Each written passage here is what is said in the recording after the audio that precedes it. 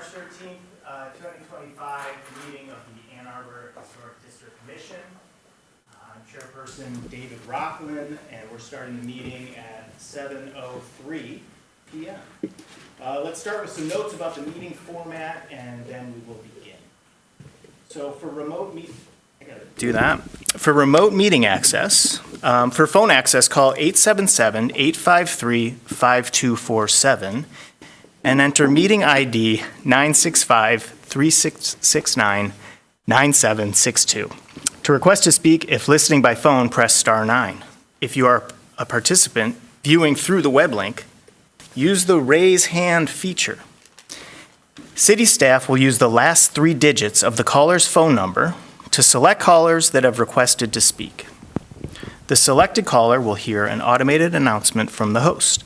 When speaking, please move to a quiet area and mute any television or background sounds. Regarding opportunity for public comment is available in person or by telephone during the public comment agenda item and during each public hearing. We will first call on in-person individuals to address the board and then from remote participants. Okay, and here's an overview of the sequence of each hearing. So for each hearing on the agenda, Planning Services staff will deliver their report, followed by a report from this month's Commissioner Review Committee. Then the applicant or the representative will have up to 5 minutes to make their presentation. Next, commissioners may ask questions of the applicant, and then the hearing will be opened for public comment. Following public comment, the commission will make a motion and discuss the application. Finally, the approval from a majority of commissioners present will be required for a certificate of appropriateness to be granted. We have 4 commissioners, so 2 is good enough, or 3? 3. We need 3 tonight. Okay.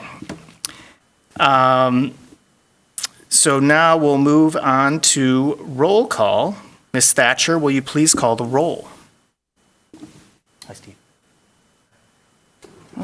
Commissioner Rockland. Here. Commissioner Kaplan. Here. Commissioner Fortner. Here. Commissioner Smith. Here. Commissioner Ross. Commissioner Calderon. You have a quorum of 4. Okay. Thank you. Now we'll move on to item C, approval of the agenda. Are there any additions, deletions, or changes to tonight's agenda? No. Okay. Hearing and seeing no objection, the agenda is approved as presented. Now we'll move on to item D, that's public comment. This is an opportunity for members of the public to speak to the Historic District Commission for up to 3 minutes about an issue that is not listed as a public hearing on this agenda. We will first call on in-person individuals to address the board, then remote participants. Please approach the podium for public comment. I will read through the rules, but do we have anyone waiting? Do you think I should let them know? I'll let them know that you should press star 9 on your phone if you would like to speak, or raise your hand right now on the raise hand Zoom feature. No one's indicating. Okay. So since we have no one here, we will move on from public comment to E, unfinished business, and there is no unfinished business on the agenda tonight, so we'll move right to F, hearings, and to the first hearing, which is F1, 808 West Washington Street. May we please have the staff report? Sorry.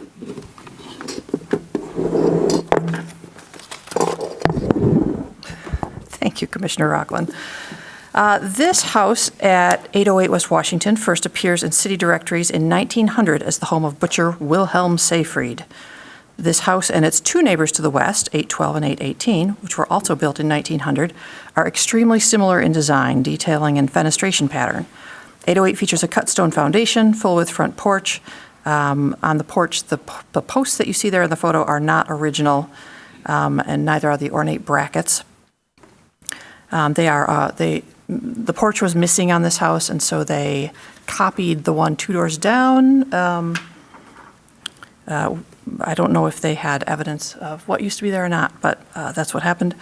And a steeply pitched roof with corner returns, 1-over-1 windows, and a first floor bump out near the rear of the west elevation. In March and April of 2024, the HTC approved an application for a new garage at the rear of the lot, a rear-facing attic gable window, and an extended driveway off of West Washington Street. So this application is seeking HTC approval to rebuild a non-historic mudroom on the rear of the house in a slightly larger 24 square foot footprint, construct a 23-foot wide shed dormer on the south roof surface, and construct a 27 by 27 garage with a second floor accessory dwelling unit. The garage, if approved, would replace the previously approved garage. If this is not approved, that plan is still good for another couple of years.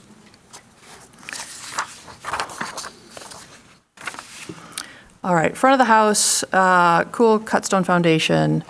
You can see all the character defining features that we were talking about. Almost looks like there are scallops up here, but there aren't until you get to the very tip of the gable up here. Going around to the back of the house, it's got a very interesting little mudroom. It's a little glassed-in porch, rather, or something like that. It's a little glass box. On top of it is perched a porch, which I'm not sure if they use or if past owners have used or not in recent history. There is a basement door here on the back, and there's one going into the back of the house from inside the glass box.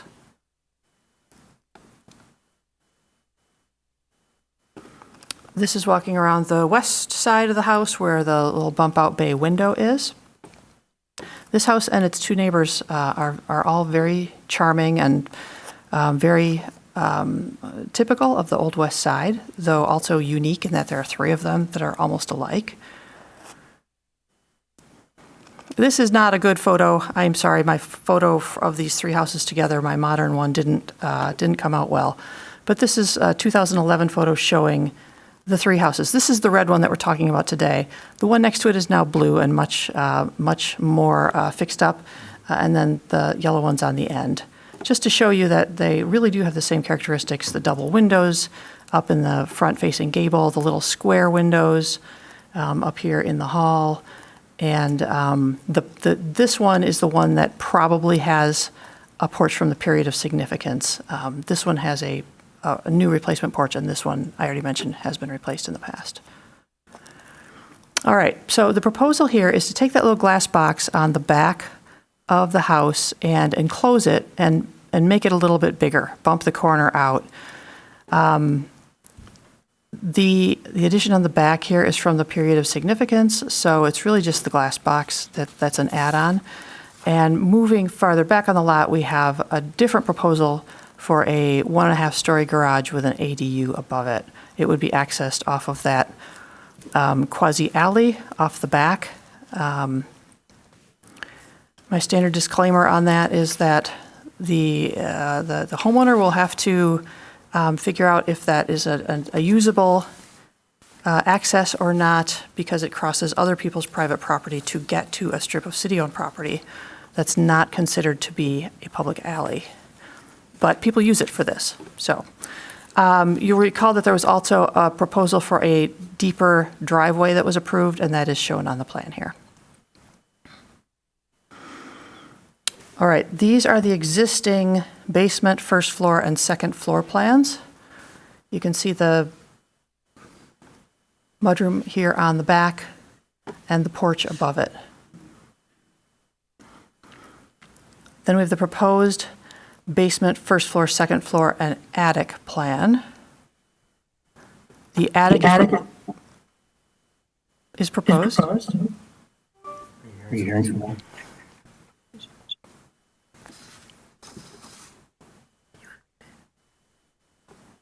Better? Better. Sorry about that. The attic is proposed to be finished into usable space. Right now, I think it's just attic. Here you can see the enlarged mudroom off the back.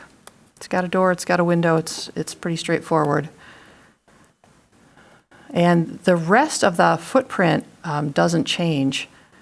In fact, they're just adding a little piece onto the corner of the basement, little foundation there for that corner of the mudroom. Other than that, the footprint doesn't change at all. All right. So here we have on the front elevation, the existing is on the left and the proposed is on the right. This is a shed dormer, shed roof dormer. It's got a skylight up there that's about 6 feet tall. I'm sorry that you can't really read. It came out really fuzzy here on the slides, but you can always refer to your packet. It's a very tall, very prominent dormer. Going around to, let's see, this is the west side elevation, existing on the left, proposed on the right. You can see that really the only change is that the glass would come off of this and it would become a finished wall with no window. No other changes on this elevation. On the rear, here's what's going on with the mudroom right now, and there's this door to the basement. That door would obviously be removed, and we have a new mudroom door with a new window. I don't believe that any of these windows are proposed to be reused, but that's okay. They're not historic. Again, up here you can see the large shed dormer on the roof. This is the east side elevation. You can see that the dormer is 24 feet wide, and the windows, I do appreciate that they are aligned with the windows below them. This is a pretty symmetrical house, and they're differentiated from the other windows, but the way they line up works well. And we've got the other elevation of the mudroom down here on the back. Both of these doors on the back are proposed to be, they would be removed. They would be swallowed up, this one on the left by the mudroom addition, and this one would be replaced with something different. We have a framing plan.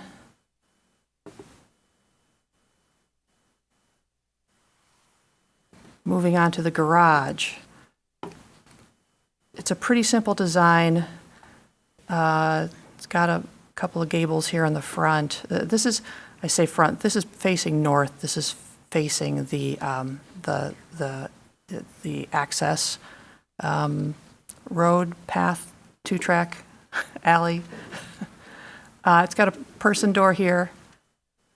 It's a pretty simple design, all casement windows, but they're in logical places, and shed dormer upstairs to give them a little more headroom up there. There's a framing plan. Pretty basic two-car garage with that stair going up from the north side into a one-bedroom accessory dwelling unit. Foundation and framing plans. And these are some older photos that were provided in the application.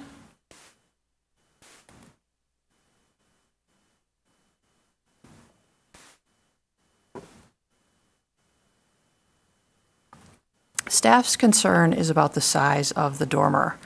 It's nearly the full width of the roof.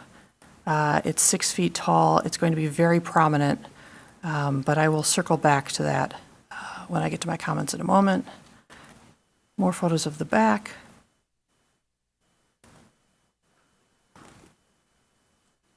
We had some discussion at a previous meeting about this tree, which stays in place.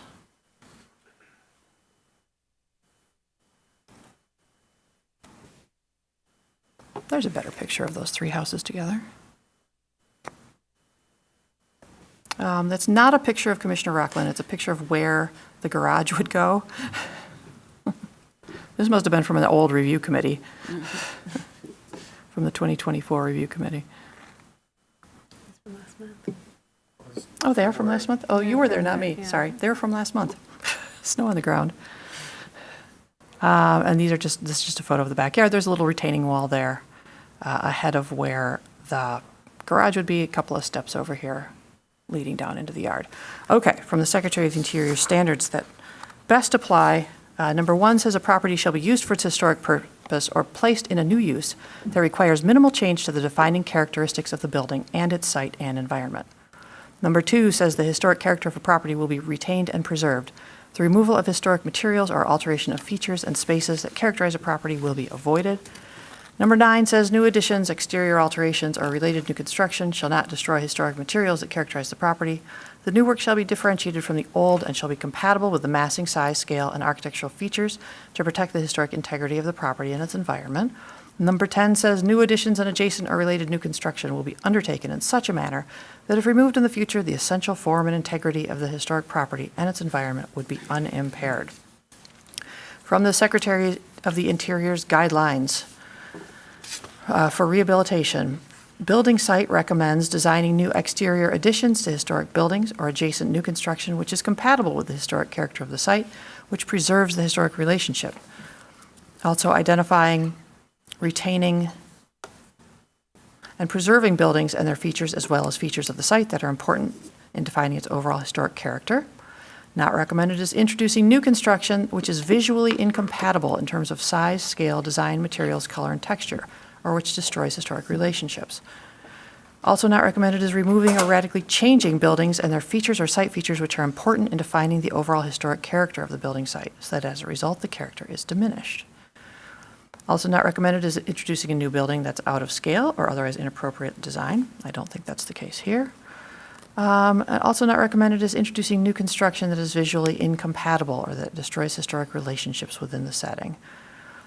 From the guidelines for additions, it's recommended to locate an attached exterior addition at the rear or an inconspicuous side of a historic building, limiting its size and scale, and designing new additions in a manner that makes clear what is historic and what is new. Not recommended is designing a new addition so its size and scale in relation to the historic building are out of proportion and diminishing the historic character. Also not recommended is designing and constructing new additions that result in the diminution or loss of the historic character of the resource, including its design, materials, workmanship, location, or setting. From the guidelines for roofs, it's recommended to retain and preserve roofs and their functional and decorative features that are important in defining the overall historic character of the building. This includes the roof shape, decorative features, and roofing material.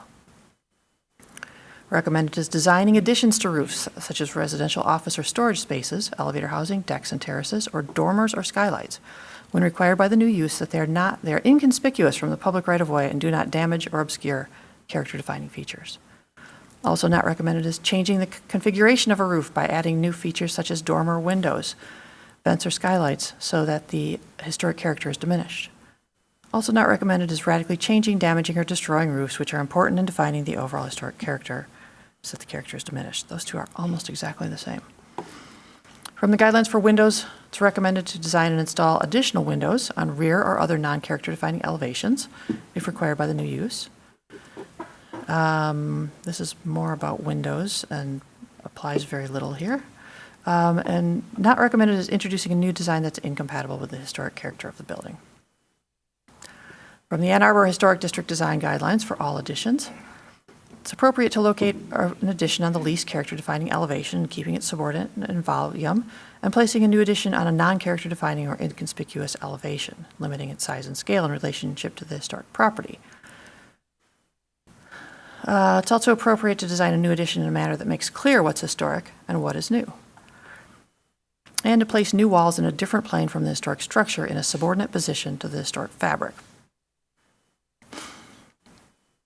It's not appropriate to design an addition that overpowers or dramatically alters the original building through size or height. For roofs, it's appropriate to retain and maintain original historic roofing materials, roof shape, dormers, chimneys, cupolas, built-in or decorative gutters, and downspouts. It's not appropriate for roofs to remove or alter historic roof features such as chimneys, dormers, cupolas, lightning rods, built-in or decorative gutters. And it's also not appropriate to add chimneys, cupolas, or dormers where not appropriate. All right, finally, the Ann Arbor Guidelines for Residential Accessory Structures. It's appropriate to retain the historic relationships between buildings, landscape features, and open spaces, and to locate sheds and garages in the rear yard using exterior wall and roof materials that are compatible with historic materials on the main structure and in the neighborhood. It's also appropriate to use a roof shape and pitch that replicate the shape and pitch of the roof of the main structure. Also using windows and doors that are compatible in proportion and style to the main structure and the neighborhood. It's not appropriate to introduce new structures that are out of scale or otherwise inappropriate. And it's not appropriate to design a garage or accessory structure that's taller or larger than the main house. All right. All right, heading back up.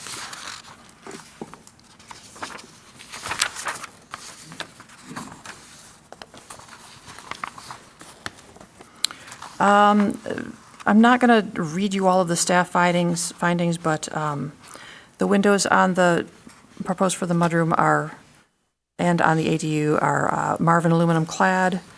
The profiles were provided.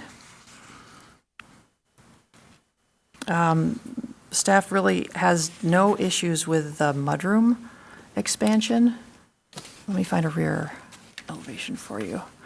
It does reach on one side to the corner of this 1 3/4 story rear wing, but it doesn't go all the way up. It stops there. And I'm okay with that because that original corner back there will still be very visible, and it'll be easy to see that this was an addition that was put on from material changes that are proposed. I think the materials are the same. The foundation and the aluminum windows and, yeah.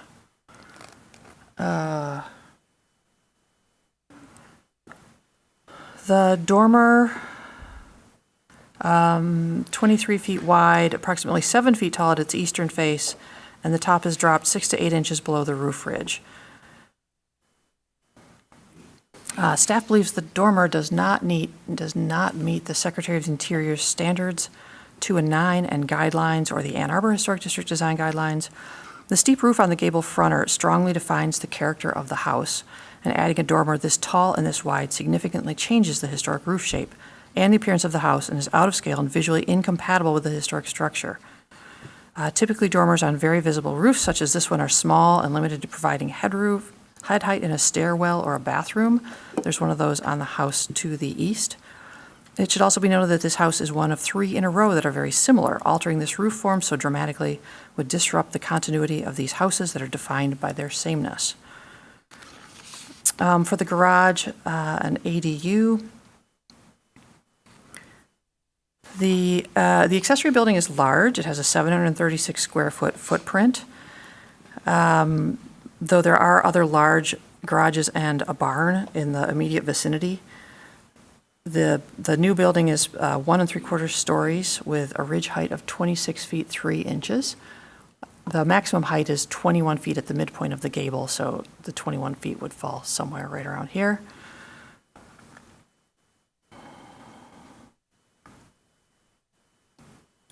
Let's see. The cladding is vinyl bevel siding with a 4-inch exposure.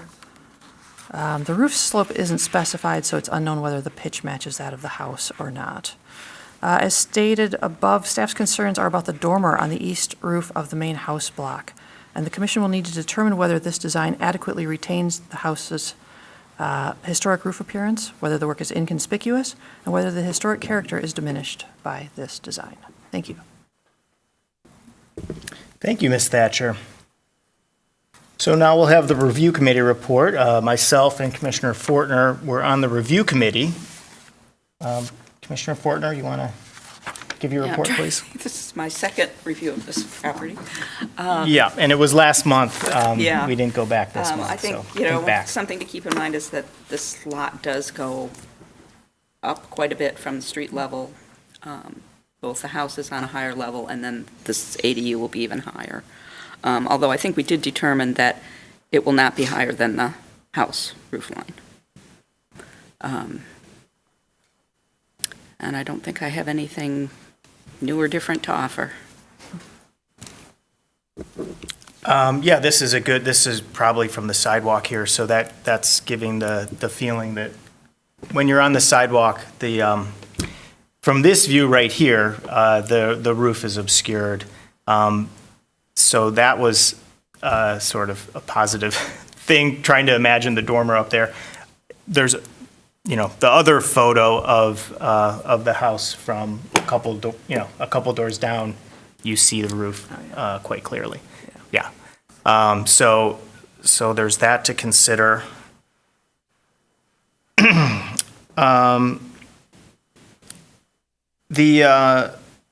I just would agree that the proposed ADU is big, and And also, this was mentioned in the staff report, but there are other large accessory buildings around. So it will look big, but I don't know if it will look out of character with the surrounding neighborhood. I think there was one on the other side of the alley that would look like 1 3/4, and then maybe a barn kind of thing down the street. And then there several of the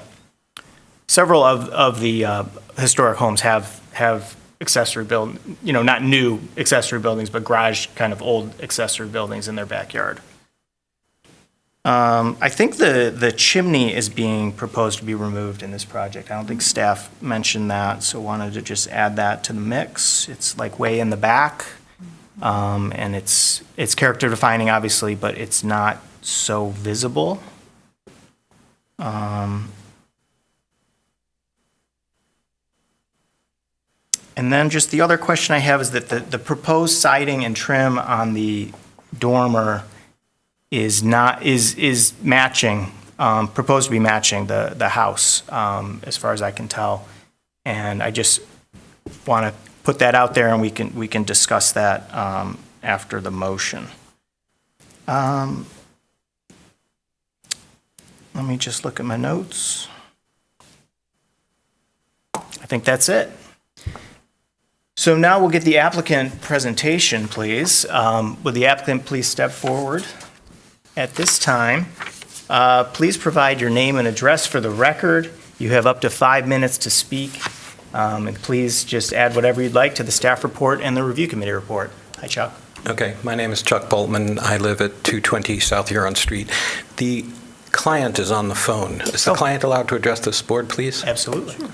His name is Mark Higgins. The owners of the house live in California, and it's a slightly long commute. We welcome all Zoom viewers. Do you see Mark Higgins? Great. Mark, you should now be able to Hello. speak. Hi, Mark. Welcome.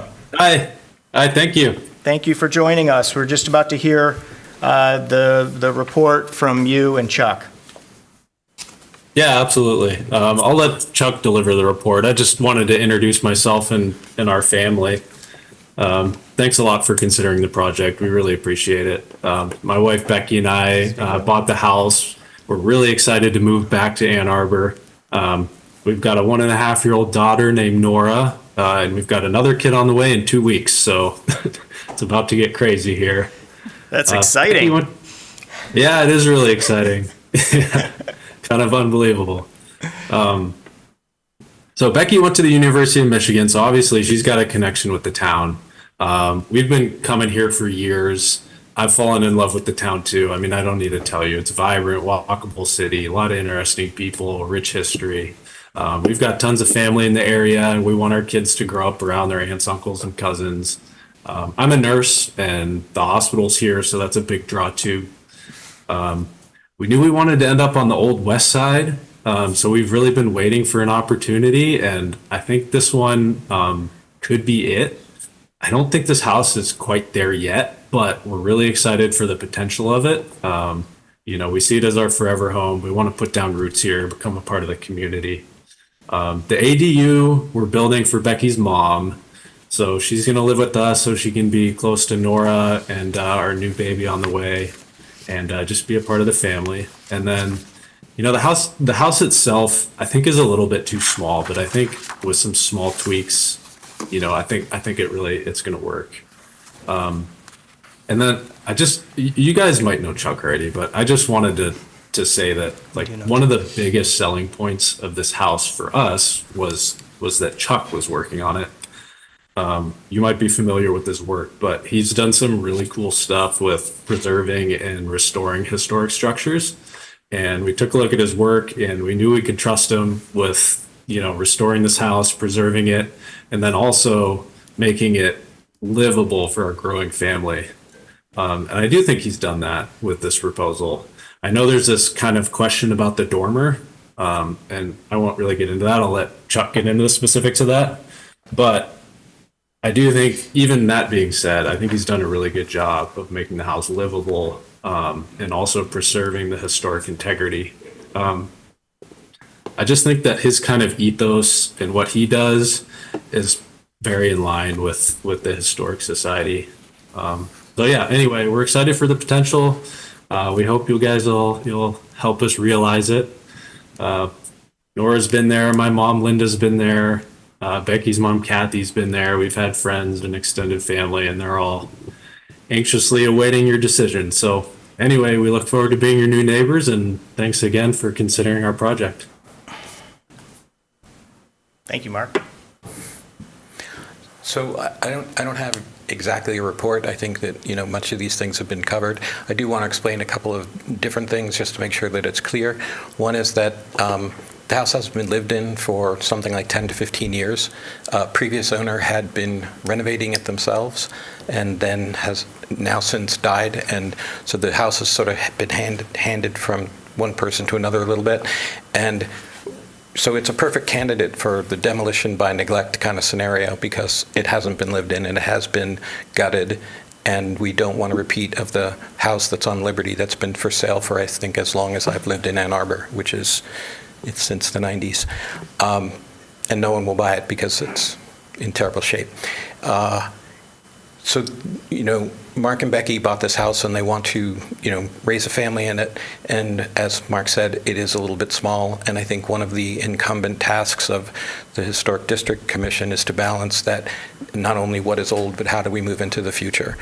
And for this house to move into the future, it just needs a little bit more space. And of course, as we know, it also needs to meet the building code. The dormer is as small as it can be, but the height is driven by the fact that it needs an egress window. And all habitable spaces now needing egress windows. So the days of little dormers are gone. We can't build them like that anymore if that's the habitable window or the egressable window from a habitable space. So that's what drives the dormer size and being able to use a floor where the rafters originally were built to the floor itself. So there's not much room up there, and that is the way to get there. And I will also add, with respect to the dormer, I don't believe it is part of the Department of the Interior standards that if there are similar buildings in the neighborhood that you can't change your building because it matches the others. That is not a part of any standards, and I don't really think that should be, that it is good for the community to hold one property to the standards of their neighbors. I think that becomes a problem. Also, with respect to the dormer, which is a bit of a casualty from the putting the dormer in, is that to hold the dormer up, I need a beam there. Now, the roof will be, in fact, a better and stronger roof when we're done. And by the way, the dormer is completely removable to put that roof slope back if someone wanted to do that in the future, which is, in fact, a part of the Department of the Interior standards. It is simply removed. All you lose is the asphalt that's there now, which is not historic. So it is done in sympathy with the house. That is how houses around the country are renovated, and a little bit more square footage put on is to put a dormer there.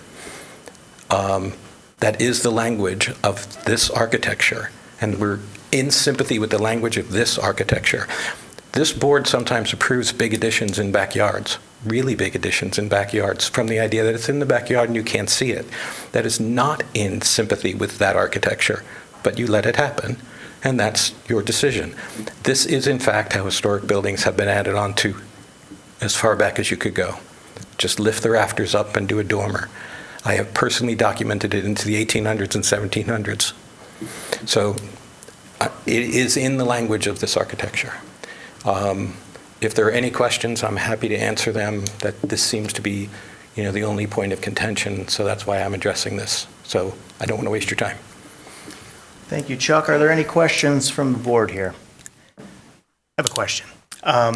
Okay, so I heard you justify the height of the dormer, and I get it. It's not only the egress window. I think you need a certain head height to get to the egress Thank window. you. Yes, that is true. Yeah, okay. From the elevation, the egress window could be moved down, but you still need the headroom. I still need the right? headroom, Okay. and it is as tight. Yeah, because if you hit your head when you're trying to leave in the event of a fire, you're not doing any service, right? That doesn't work. Okay, so I get that you've justified the height. So I get why you've done that. To me, it looks like you could bring it in a little on the sides, and especially if you just brought it in from the street, that would really help. So talk about why you need that entire width, and couldn't you just bring it in a few feet from the street? If you look at the floor plan, you will see there's a staircase which is installed over the staircase that exists. So that's the placement. And in order to have a bedroom in that space, you need to be able to walk around the bed, and you can see just down to the right of the cursor. Whoop, Sorry. you see the dotted line, that's where the dormer kicks in. If Yeah. I bring it any further, I'm pushing the bed into the stairwell, and Yeah. I'm making it so you hit your head when you get to the other side of the bed. See that little squeeze point between the arrow and the bed? That's under 2 feet. So I didn't invent our furniture, I just have to work with it. Okay. So I did get what- squeeze it. Yeah. I did already squeeze it. Jill and I had a back and forth. I did try to push it there as far as I could. I don't want you getting out of bed and being at the top of the stairs. Yeah, I get it. It's tight now. Okay, thank you. I get the layout now, so I appreciate that. Are there any other Thank you. questions? Okay, thank you, Mark, thank you, Chuck. We might have more questions for you, but for now, we got to move on with the other procedures here. Sure. And that is the public hearing. So I would now like to open the public hearing for this item. This is an opportunity for persons to speak for up to 3 minutes about this application at 808 West Washington Street. I don't see anyone approaching the podium. Do we have anyone online? Frantically hitting *9? No. Doesn't sound like it. Great. So the public hearing for this application is now closed, and now we'll move on to a motion. So I think there's a couple for this one, but would any commissioner like to make a motion? Do we want to do them both at once or one at a time? Oh, well, what do you got? Well, the suggestion is to What are they? split the mudroom and garage from ADU from the dormer. Let's do them one at a time. Yeah. Okay. I move that the commission issue a certificate of appropriateness for the application at 808 West Washington Street, a contributing property in the Old West Side Historic District, to rebuild a non-historic mudroom on the rear of the house in a footprint that is 24 square feet larger, and construct a 27-foot 2-inch by 27-foot 7-inch garage with a second-story accessory dwelling unit. The work is compatible in exterior design, arrangement, texture, material, and relationship to the rest of the building and the surrounding area, and meets the Secretary of the Interior standards for rehabilitation and guidelines for rehabilitating historic buildings, in particular standards 1, 2, 9, and 10, and the guidelines for building site additions, windows, and alterations for new use, as well as the Ann Arbor Historic District design guidelines for additions and accessory structures. Great. Will someone second that? Second. Thank you. That was moved by Commissioner Fortner and seconded by, was that you? Great. Seconded by Commissioner Kaplan. Okay, so now this was the ADU and the mudroom bump out, correct? Okay.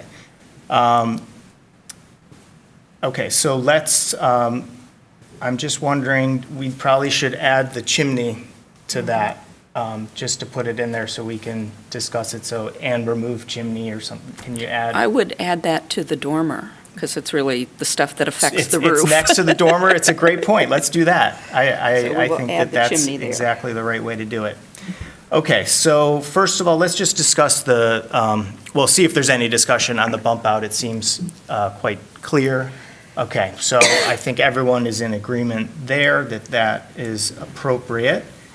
Okay, now let's move to the ADU. So any discussion, any comments on the ADU?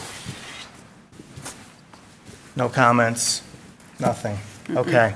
Yeah, I think that what was said earlier is fine, and we are all in agreement, it looks like. Okay, so seeing as there's no discussion on this motion, we should move to a vote. So all those in favor of the motion, please say yes. Yes. Yes. All those opposed, please say no. Great, so that motion for this application carries. So that part of the application has been approved. And now, can we read the next motion, please? I move that the commission issue a certificate of appropriateness for the application at 808 West Washington Street, a contributing property in the Old West Side Historic District, to construct a 23-foot wide shed dormer with a skylight on the south roof of the main hospital block and to remove the chimney. The work is, What did I'm sorry, what was that last? and to remove the chimney. No, Didn't we say before that? that? I just thought you said main hospital block? Oh, I'm sorry. Okay, oh, but it says house, okay. House block. Good. I have a healthcare background. The work is compatible in exterior design, arrangement, texture, material, and relationship to the rest of the building and the surrounding area, and meets the Secretary of the Interior standards for rehabilitation and guidelines for rehabilitating historic buildings, in particular standards 1, 2, 9, and 10, and the guidelines for building site, addition, roofs, windows, and alterations for a new use, as well as the Ann Arbor Historic District design guidelines for addition, roofs, and accessory structures. Okay, that was moved by Commissioner Fortner. I'll second that. Okay, seconded by Commissioner Smith. Okay, so now let's just talk about the chimney. Do we have a picture of the chimney somewhere? Maybe a remnant photo somewhere? You know, it's just your standard utilitarian chimney. It's way in the back there. It is a character-defining feature, right? It looks historic, but it's way back there. It's up at the ridge. I'm okay removing it. We don't like to see the chimneys go, but in this particular instance, I'm okay. Does anyone have a differing opinion, or? No, I'm okay. Okay. Okay, so now, who would like to start the discussion off on the dormer? Does anyone have any pro or con with the dormer? How are you guys feeling? Go ahead, Steve.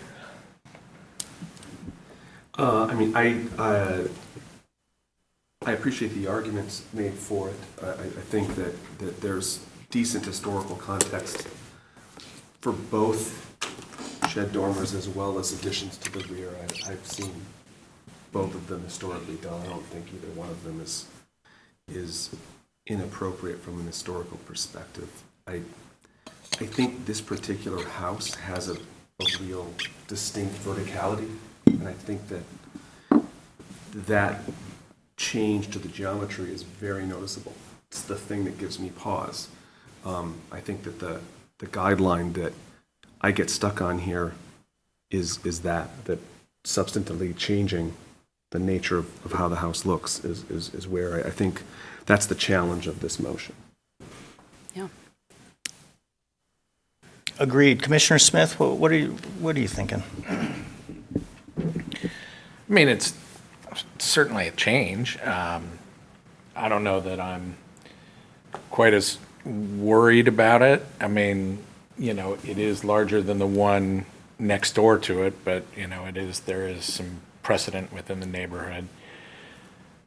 Trying to keep the house at a reasonable scale in terms of how it fits with the neighborhood, I think, you know, I think what Chuck said is exactly right. We've seen giant additions in the back, and you know, some of those create a skewed sense of scale. I think I'd be more comfortable with doing the dormer than I would, you know, a giant project in the back. You know, I think one of the things that I also think about is some of the other houses on the street that have gone through this process that have, you know, been held to some very stringent standards in how they did things. You know, I want to make sure that we do right by them too, and make sure we hold everybody to kind of the same standard.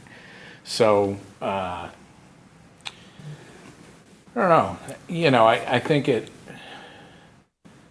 the ADU obviously doesn't bother me. I just don't, I mean, I don't live next to it, but I walk past it every day. Like, I've tried to picture what it'll look like. It'll look like they fixed it up. I feel a lot better about it, that it's somebody that's going to live in it rather than, our last applicant who was just trying to flip it as a rental property, Yeah. at least there's going to be a standard of care that is applied to this that isn't in the standard, student rental unit. I'm much more comfortable with that. I can certainly, I found what Chuck said is pretty persuasive. I think I would probably prefer the dormer to a big addition in the back. There's certainly room to do a big addition in back, and, I would think that would sort of be the alternative, and I think that this, kind of keeps the integrity of the scale of that block together a little bit better. Well said, thanks. Thanks, Commissioner Smith. And Commissioner Fortner, where are you at? I feel that the massing of this house with that symmetrical, steeply pitched roof is a really defining character, and that dormer would ruin that. Okay. Okay, so where I am with the dormer, I think I'm similar, in a similar place with Commissioner Smith, but I can't approve the massing. It's not ideal, obviously, but I'm okay with it. But the material, to me, you cannot have matching materials Right. on a dormer because it's not like the foundation. The bump out will have matching materials, but it's going to have a modern foundation. The dormer is not going to be able to be differentiated. It might look like it was always there, but the windows were replaced, and so, my caveat for the dormer is that it just needs to have, it's a simple fix. You just need a different siding. Yeah, different reveal on the siding, and then I would approve it. But if there's two no's right now, then, I would ask for, what's that? We'd be happy to. Right. Yeah. Okay. So let's just say with that change, I don't think that's going to change Commissioner Fortner or Commissioner Kaplan, though. So let's just, okay, so everyone has heard kind of where we all are. Let's go back through and just ask, like how do you guys feel? I think one of the things that bears consideration is the fact that it's getting lived in by a family. I think that matters. And trying to make this space work for a modern family with all that entails, it might need to bend for that. So I don't know that I'm a hard no. I think you're exactly right about the materials change the reveal or the siding type on the dormer, and Okay. I think it's a totally, I think, Chuck, I think you've handled this as sensitively as you can. I think that this is, a good compromise solution. Very good. And I heard from the applicant that they'd be willing to change the reveal size, but we should put that in the motion before we vote. So that's kind of tough, but do you want Chuck, to? could you come up to the podium for just a sec? Do you have a way that you would propose to change the siding? Would you change the reveal? Would you change the material? Would you change the style? Well, I think we'd probably do it, in conjunction with all of you. Well, we're not supposed to choose for you. I know. I sometimes sit on that side of the table too, somewhere else. At this point, I would probably start by changing the reveal. I might look at it. I'm happy to bring it back for an administrative look with, whether it be an administrative thing directly with Jill or, bring it back for a quick look in the future because it is just the siding and there would be plenty of other work to be done. But, I would look at it as sort of just making the siding a bigger bevel, which Yeah. does in fact have a little bit more of a modern look, but I wouldn't want it to be screaming. I understand the idea that you're supposed to be able to see these differences. Yes. I don't believe everyone has to be able to see them. So that's my bias. Yeah. You can do it subtly, and if I want somebody to- misses it, too bad. No, That's my opinion. That's our opinion as well. We often will say, well, if it's an addition that's cementitious siding, but it's the same reveal, that's good enough, because an expert would be able to tell that that's an addition. And same, a larger reveal is also good And enough. possibly then a little bit larger corner boards and that kind of thing. Yes, And, right. and just, if you look twice, you go, oh, look, it looks different. It's an addition, yeah. And quite possibly, that might also help with some of the proportion issues. I mean, as I say, we wanted it as small as possible. I squeezed every inch out of it I could and still meet the building code. Thank you, Chuck. So is that, is that enough, or no? We want an actual proposal. No, I think it's enough. That's enough, okay. So, Okay, So so how- you want to, Vary the reveal of the siding to be reviewed by staff? okay, yeah, that's what I was going to say. Can we Yeah. say that great. Yeah. the siding of the dormer will be differentiated from the original, or from the house, to be approved by staff? Got it.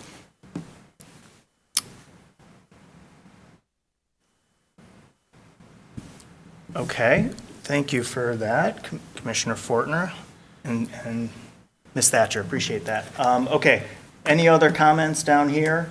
Commissioner Kaplan, have you had enough time there to come up with a vote? Okay. Commissioner Fortner, any final comments here? Very good, okay. In that case, let's vote. All those in favor of the motion, please say yes. Yes. All those opposed, say no. No? So that was 3 and 1, right? Okay, so the motion carries. So that portion of the application has been approved as amended. Please note you must receive all required permits from the city before beginning your project, and obviously the work in the permits must match what was approved by the Historic District Commission. Thank you. Yeah. Thank you, Mark. Take care. Okay. We will now move on to item F2. It's 210 Cook Ave. How'd that squeeze in before the Buena Vista? The application was earlier. Oh, okay, all right. I just thought we had 2 from last month. Yeah, it was the number. The numbers. The numbering, okay, I was wondering about that. Okay, 210 Cook Ave. Whenever you're ready, the staff report, please. All right, this is 210 Cook Avenue, originally 210 John Kay Avenue. It was first listed in the 1924 city directory as the residence of Paul O. Schlenker. And then it first appeared on the 1925 Sanborn Fire Insurance map as a 2-story dwelling with a half-width front porch and a garage at the northeast corner of the lot. The house features a side gable roof that has detailing to mimic the shape of a gambrel roof. There's also a unique overhanging eave above the first story that wraps around the majority of the house and breaks at the rear elevation, and it ties into the gable roof of the half-width front porch. This is the same footprint and configuration that was shown on the 1948 Sanborn map, so there were no major changes during the period of significance, and building permits have shown that there has been limited work done on the house post-1945. The garage that was originally there was demolished in the late 20th century, and now there is just a simple shed in that same location on the back corner of the site. House is located on the north side of Cook Avenue, east of South First and west of South Main. And the applicant is seeking HDC approval to add a 185 square foot, single-story L-shaped rear addition. Here we are looking at the front of the house. These are applicant photos, again, front of the house, side elevation, and then the rear. And the addition is proposed to be just about in this location. And then this is the other side, and again, the front of the house, and the addition proposed would not be visible from this angle. So you can see the house right here, the porch right here, and then this is the L-shaped addition at the rear of the house at its widest 16.4 feet, and then it will extend 12 and a half feet back, or 12 feet 5 inches, one or the other. Here is the floor plan. So on the lower part right here, this is all existing, and then this would be the rear addition, so just with a bedroom and a bath connecting through here. And then this is the second story existing. There won't be any impact on the second story. It's just a first story proposed addition. Here we have an existing side elevation. The other side as it is. And then this is the rear of the house, and you can see that this part of the eave will be demolished so that the addition can go right here. But the roof of the addition will tie into this eave, so as much of it will be kept as possible. And then this existing window will be lost, and it will be converted into the interior door that leads to the bedroom and bathroom. And then the addition is L-shaped to keep this door intact. So this door will be here. There won't be any doors on the proposed addition, as you'll see. So here we have the side elevation, one-story addition in the rear. This is the new part. See the back of the house. So you have the gable roof of the addition, low gable that ties into the existing overhanging eave. You have these two windows. There are, again, no doors on this new proposed addition. Same one again. Some photos from the review committee. So this is the corner of the house where the addition would attach. Rear of the house. Front porch, so you can see this kind of back corner is where the addition would be and where you would be able to see it. So it's a rear addition setback. It won't be very visible from the right of way, but you may be able to see a small sliver of it from this kind of angle. And then not visible from this side. Jill already read 2. I will read 5 of the Secretary of the Interior Standards, which says that distinctive features, finishes, and construction techniques or examples of craftsmanship that characterize a property shall be preserved. We've already been through 9 and 10.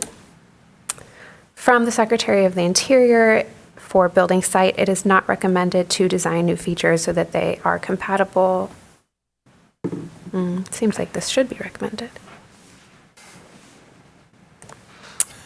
For additions, it's recommended to construct a new addition so that there is the least possible loss of historic materials and so that character-defining features are not obscured, damaged, or destroyed.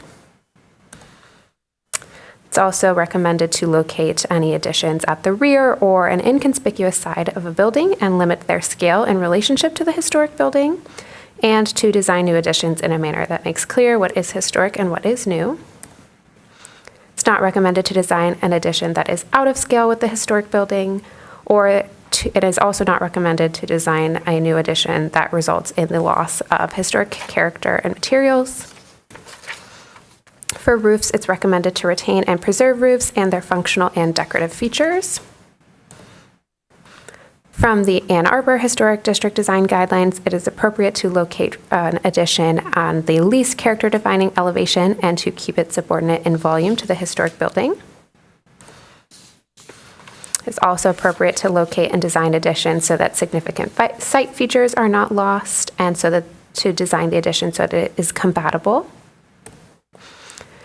It's also appropriate to design an addition in a manner that makes clear what is historic and what is new, and to limit the size and scale of the addition in relationship to the historic building.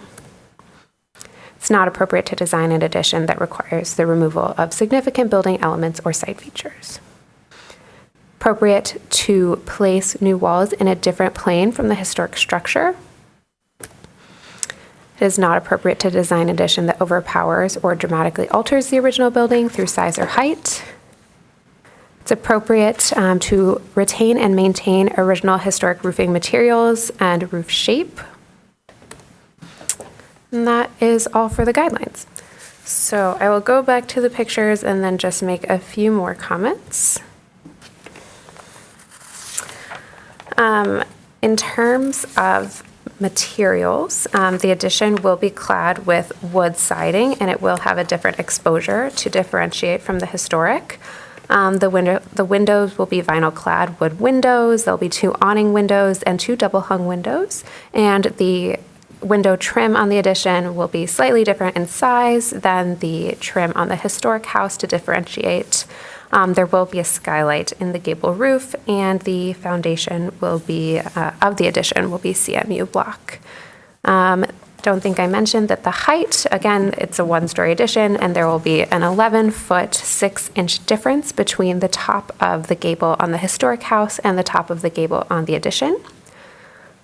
This proposal meets the footprint and floor area requirements. The footprint will increase 24%, and the floor area will increase 16%. I will go back to a floor plan.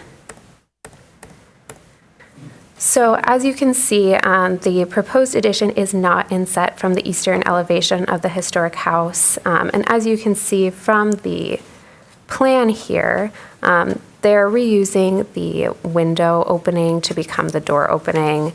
And this right here are the stairs. So insetting this would make things difficult from the perspective of having to renovate the interior of the house, major renovations to have that inset.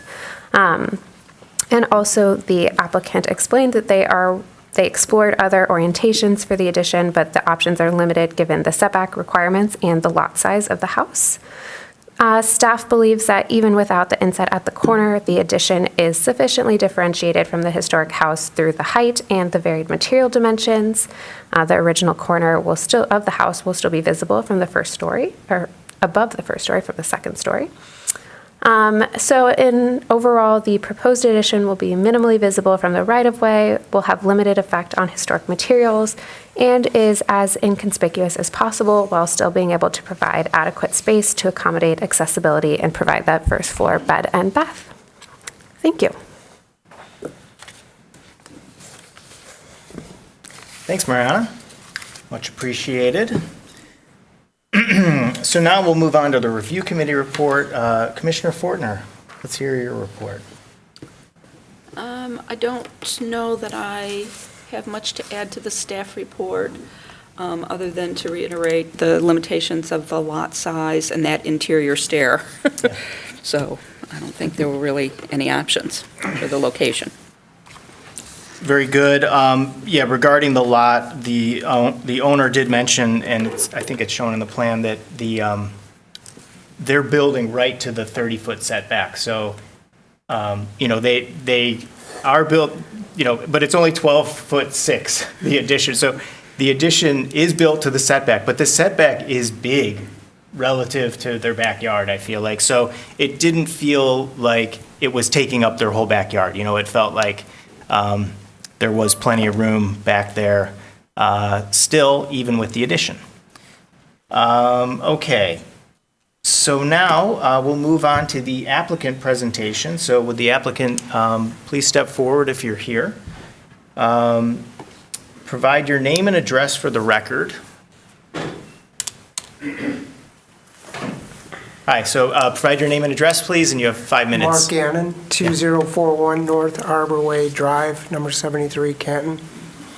All right, Mark, do you have anything to add from what you've heard? Any comments? No, okay. just wait for the objections and then argue about that. I didn't hear any objections yet, so that's good. Yeah.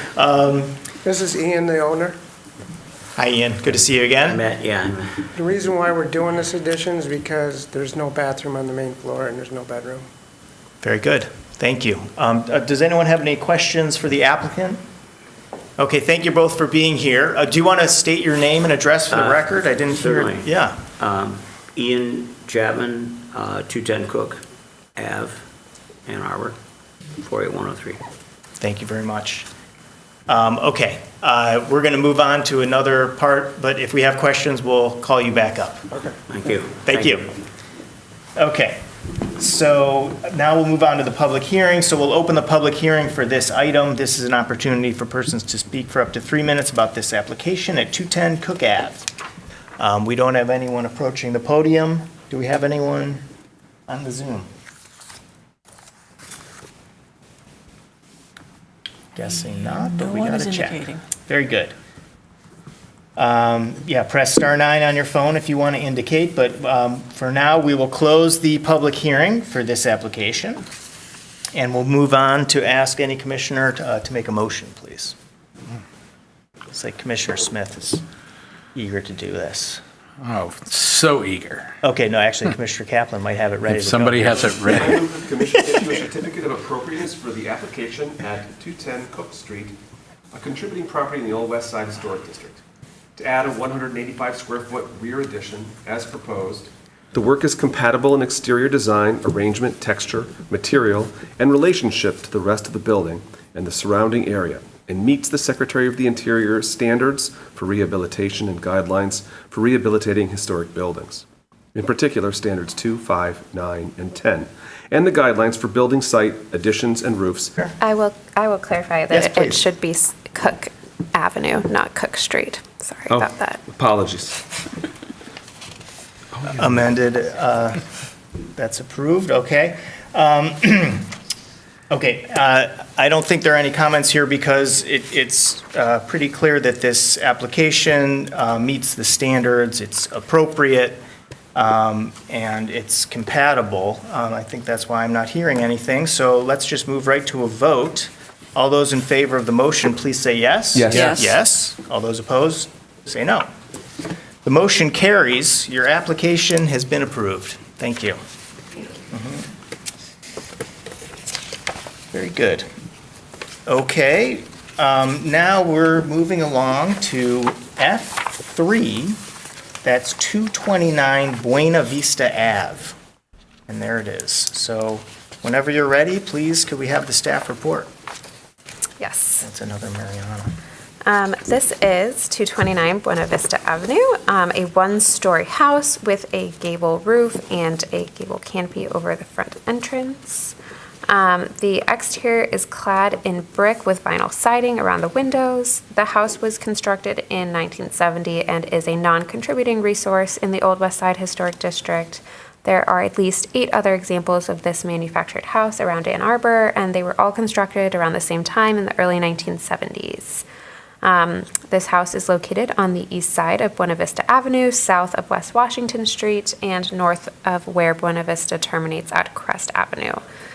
The applicant is seeking HDC approval to add a 340 square foot addition off of the rear elevation of the house. And as part of the construction, the existing roof will be replaced and the brick siding will be lime washed. So here's the front of the house. Side and then a little bit of a front. This is the rear of the house where you can see the brick in the middle of lime washing or whitewashing. Some more applicant photos of the sides.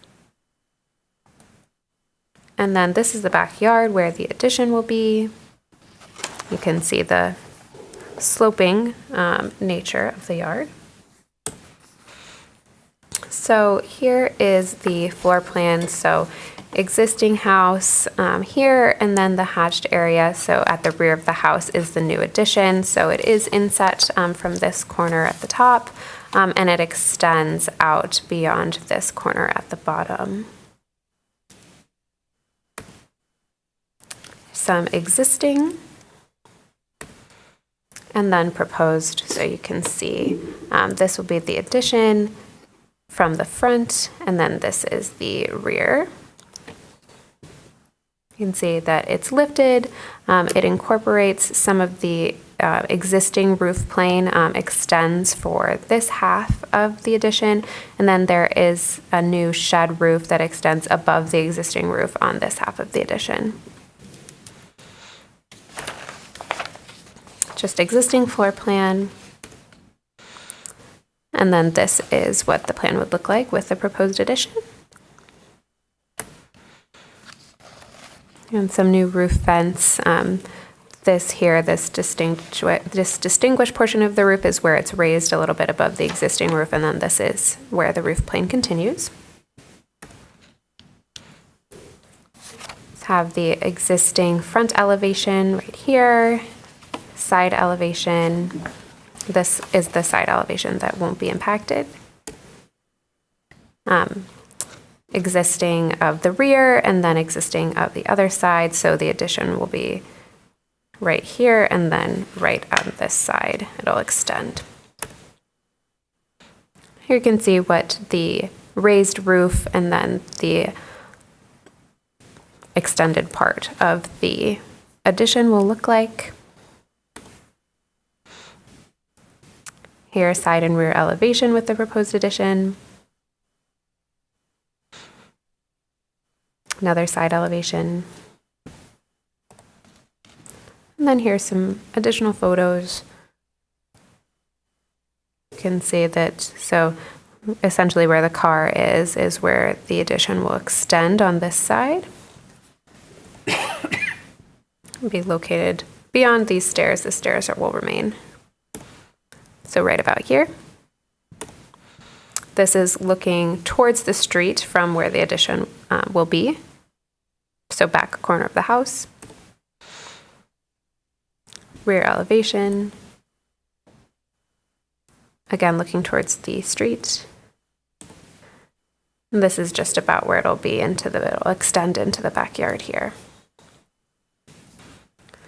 We already went through 9 and 10. Only a couple guidelines because this is a non-contributing resource. So from the Secretary of the Interior, it is not recommended to introduce new construction into a historic district that is visually incompatible or that destroys historic relationships with the setting.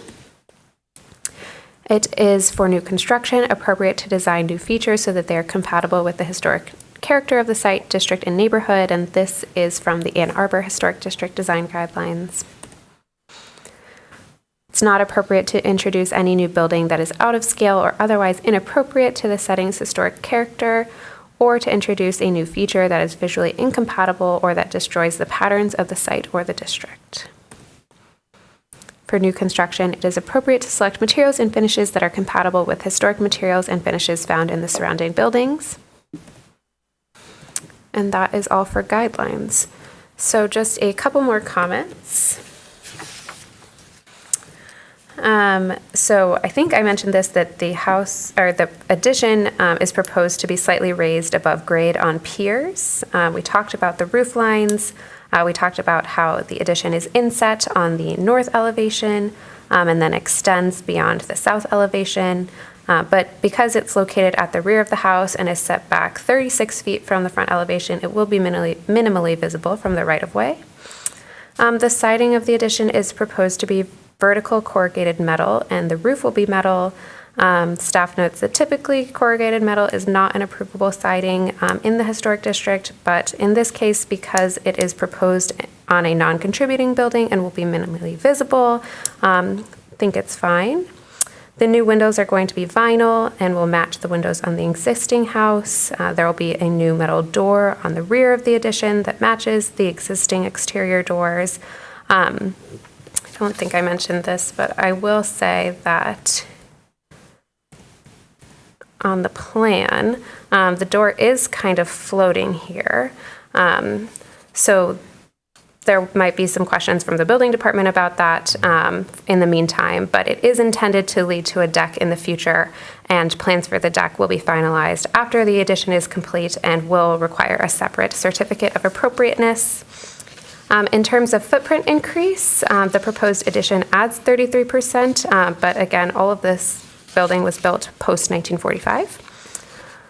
And then additionally, as part of the construction, the roof over the existing house will be removed and replaced with a new metal roof system that will match the roof of the addition. You saw in the roof plan that there will be new vents installed. The existing brick veneer is proposed to be lime washed, and then also the existing vinyl siding that is around the windows is proposed to be replaced with a matching vinyl. And you could see in the application photos that some of this work has already been started. Overall, the proposed addition is in scale with the existing house and the overall district. It will be minimally visible from the right-of-way, and no historic materials will be affected as part of the construction. So staff recommends approval because the work will not be detrimental to the surrounding historic resources. Thank you. Thank you, Mariana. We'll now move on to the review committee report. Commissioner Fortner? I think all I can add is that I agree that the staff findings that it will have no impact on the character of the neighborhood. I agree with that as well. And it's just amazing, by not having the back finished, you really can see the difference between with the lime wash and the other treatments that they've done to the house versus the back. And it's somehow night and day, even though it's just minimal Yeah. changes. It's really incredible, the vibe change once you get around the corner there in the back. Okay. Now let's have the applicant presentation. So will the applicant please step forward? At this time, provide your name and address for the record, and you've got 5 minutes to comment on what you've heard. Hi. Bruce Finling, I live at 229 Buena Vista. I'm the applicant and the owner of the house. I'm Brittany Finling. I'm his wife at 229 Buena Vista. Yeah, so I feel like we're kind of like a combination of the prior two applicants you heard today. You know, we've been in the house for a while. We've got a 3-year-old and a 4-year-old daughters. Yeah, today she just turned 3. Nice. We're like, we need more room, and we absolutely adore the Old West Side. We love the street we're on, so we don't want to leave. So that's why it's trying to eke out a little more square footage. As you can see on the plan, we're kind of right up to the setbacks. That's why we had that notch in on the side. If you go back to the plan, right there, that 4.5 inch or 1 foot 4.5 inch notch in is just to maintain to the setback. And then on where the bedroom 3 is there, we've got a row of trees we want to maintain as well. So that was kind of our limiting factor as far as how far we go down. So trying to minimally impact the lot, stretch out a little bit to what the lot provides us in terms of setbacks, and just kind of get another bedroom out of it and a bathroom. Very good. So thanks, Thank you, guys. Bruce. Any questions for the applicants here? Okay, absolutely. Oh, It's yeah. not actually a question. I lived in this model of house at a different address for 14 years and loved it. Right? It's a great house. It's like open in the front, like it's very like utilitarian. Yeah, Well, that's yeah, fun. it's an awesome house. Yeah. Thanks. And getting awesomer.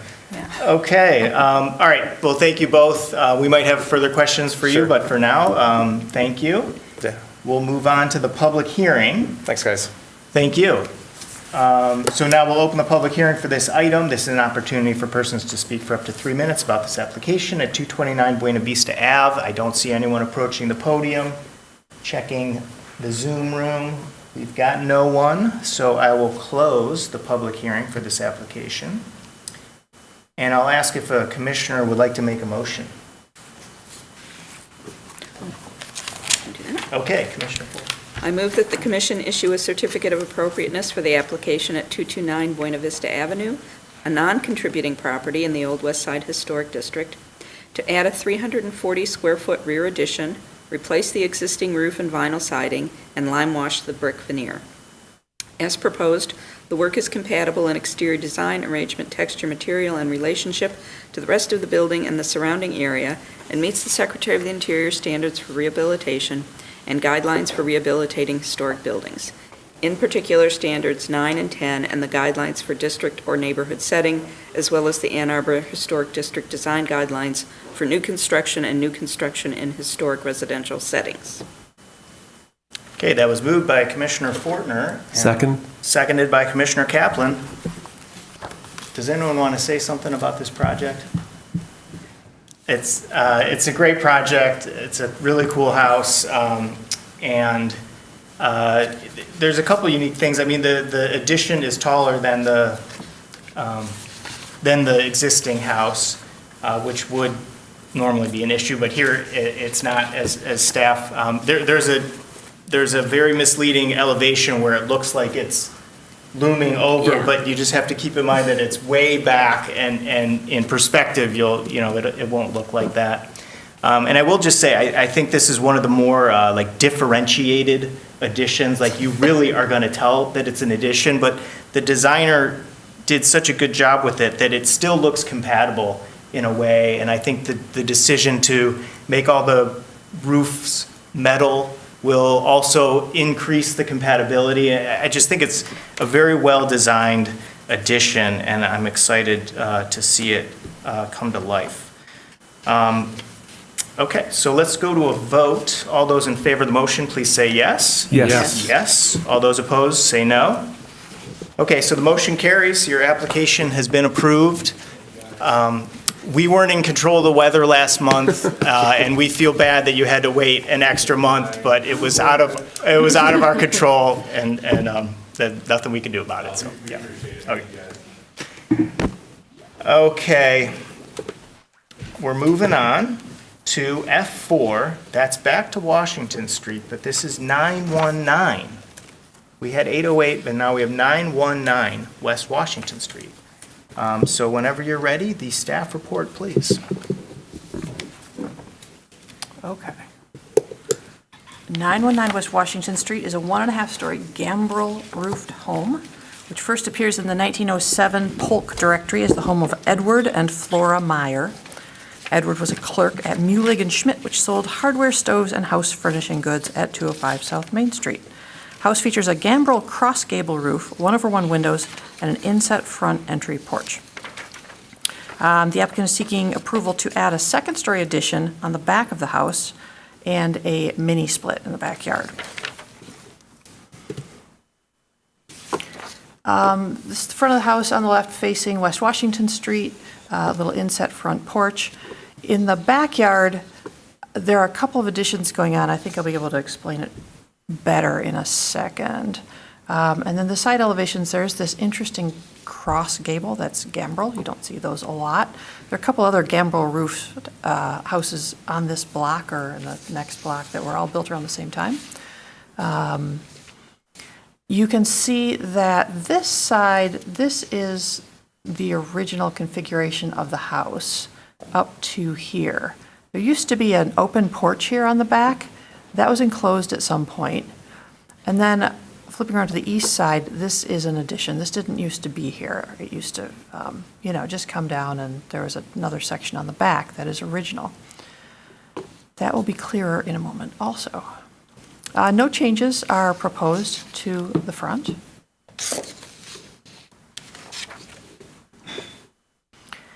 This is this would be the west side. So this gives you a little better idea. This is all original up here. This is where there used to be an open porch that got enclosed, and then the deck was added.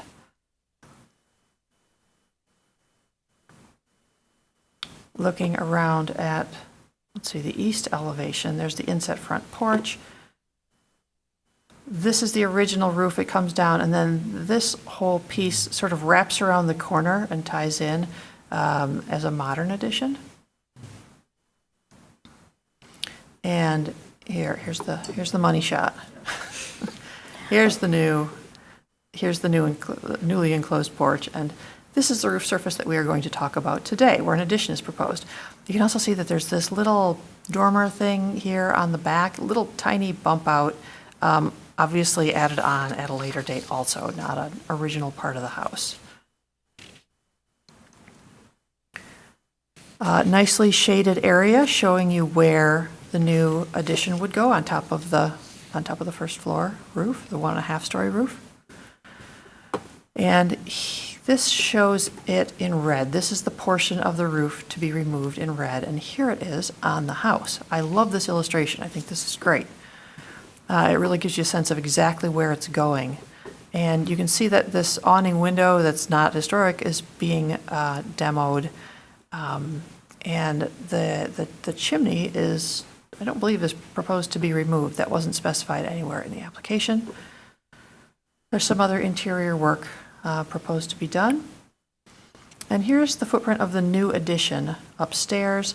It's inset 21 inches almost from the historic corner of the building, which is very much appreciated. It will make it nearly invisible from the street front, from West Washington at least. It's got a bathroom and some storage space, maybe an office or something here. It's 8 feet from the back of the house and 11 feet wide and a little bit more than 11 feet deep on this side. You would enter it through a bedroom here. And here's the addition. It's dropped 4 inches, 4¼ inches below the existing roof ridge, which is good. The chimney stays and will actually be extended to meet building code because this addition, this higher roof, will probably require the chimney to be higher, but that's pretty easily accomplished. They're not touching the brick part. It's in order to shrink it back, the purist in me says, wow, wouldn't it be cool if it came all the way down to match, this this seam in the roof, this bend in the roof. But by setting it back, you just can't do that. It just doesn't go far enough. And that's the much better solution, is to have it set back. It's got a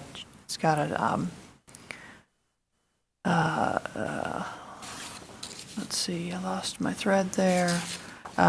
Matching siding, 4-inch exposure, white cementitious. I believe the house now has non-original siding over something. Here's the other side. It's set well in on this side. You'll still be able to see where this original roof surface was on these sides and wrapped around the hip here, and also on this other side. So that's great. You can tell at least where the original roof surface was. Back is very simple. Yeah, here you can see the wraparound better. Very simple, one awning window in the back. This window is the one that will be removed. I'm not sure what's going to go in there. We should probably get some clarity on what's going to be the infill for that. There is, down here on the bottom, a mini split. And the line sets, any lines will be run up through the interior of the house, so there won't be anything snaking around trying to make it up there on the exterior, which is also quite lovely. And this is new. It says paint to match siding. I think that's for the mini split, isn't it? Paint New the mini mini split, conceal any visible lines at paint to match siding. Well, okay, I will give you more clarity on that in just a second. I got an email that goes with this. Okay. This is also part of the email, so you haven't seen this before. It's the new floor area calculation, and the increase in floor area is about 27%, counting the new additions, the existing additions, and the new proposed addition. So that's a total of 27%, and that's pretty minimal. Certainly below 50%. So walking around the house, here's the front. This is the west side, standing in front of the neighbor's house to the west. This is where the addition will be set back in about 20 inches from this gable. Here's the backyard. From this close up, since it's a walkout, you really can't see the roof up there a whole lot, but you can see it when you move farther back toward the behind the garage. It'll be perched right up here on top. This is that east side, new modern addition. And there's another view of the east side. So here's where you'll be able to see it from. And this really doesn't give me pause, but it's since this is close to a corner, it's going to be very visible from 8th Street. And this is the roof surface that we're talking about right here, and this is that little non-original dormer. So it would perch right on the top here, but I think because it's a compatible design with the hip roof on the back and everything, I'm really not concerned about that. I've read, or Mariana has read, Standards 2.5 says distinctive features, finishes, and construction techniques or examples of craftsmanship that characterize a property shall be preserved. And 9 and 10 have already been read. Let's see, a lot of these have already been read. I'm just going to go through and see if I can pick out the new ones. A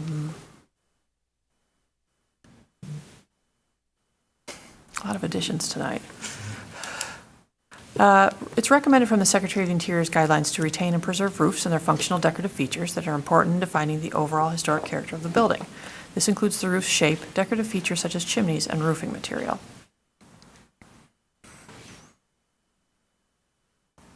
For all additions, it's appropriate to locate an addition on the least character-defining elevation and keeping it subordinate in volume to the historic building. This certainly does that. Placing a new addition on a non-character-defining or inconspicuous elevation and limiting the size and scale. It's a little bit hard to be inconspicuous when you're close to a corner with a wide-open view from the other street, but I think this is about as inconspicuous as you could get on here. And it's also appropriate to place new walls in a different plane from the historic structure in a subordinate position to the historic fabric. So let me see if I have any other staff comments, but I really think that this is a pretty straightforward request. There's an existing double hung window in the front gable facing the street that's proposed, where is it? This one, that's proposed to be repaired and the glazing replaced. There's a photo in the packet, it's cracked right now.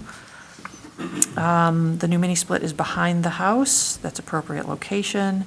And we did confirm that the floor area percentage and line set locations are appropriate. I'm going to stop this share for 1 minute, and I'll be right back with you.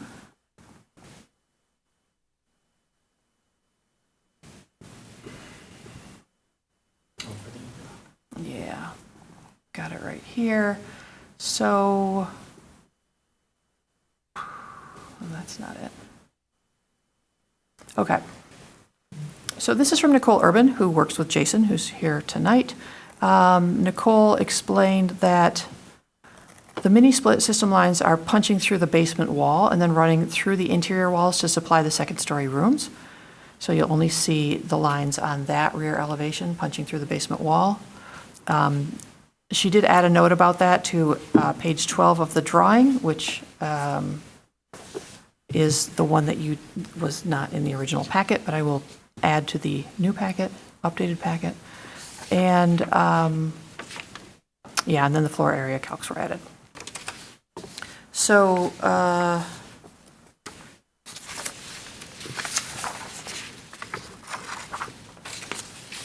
the windows are Anderson 400 series vinyl clad wood on the addition. And staff believes that this is compatible and supports the application. Thank you.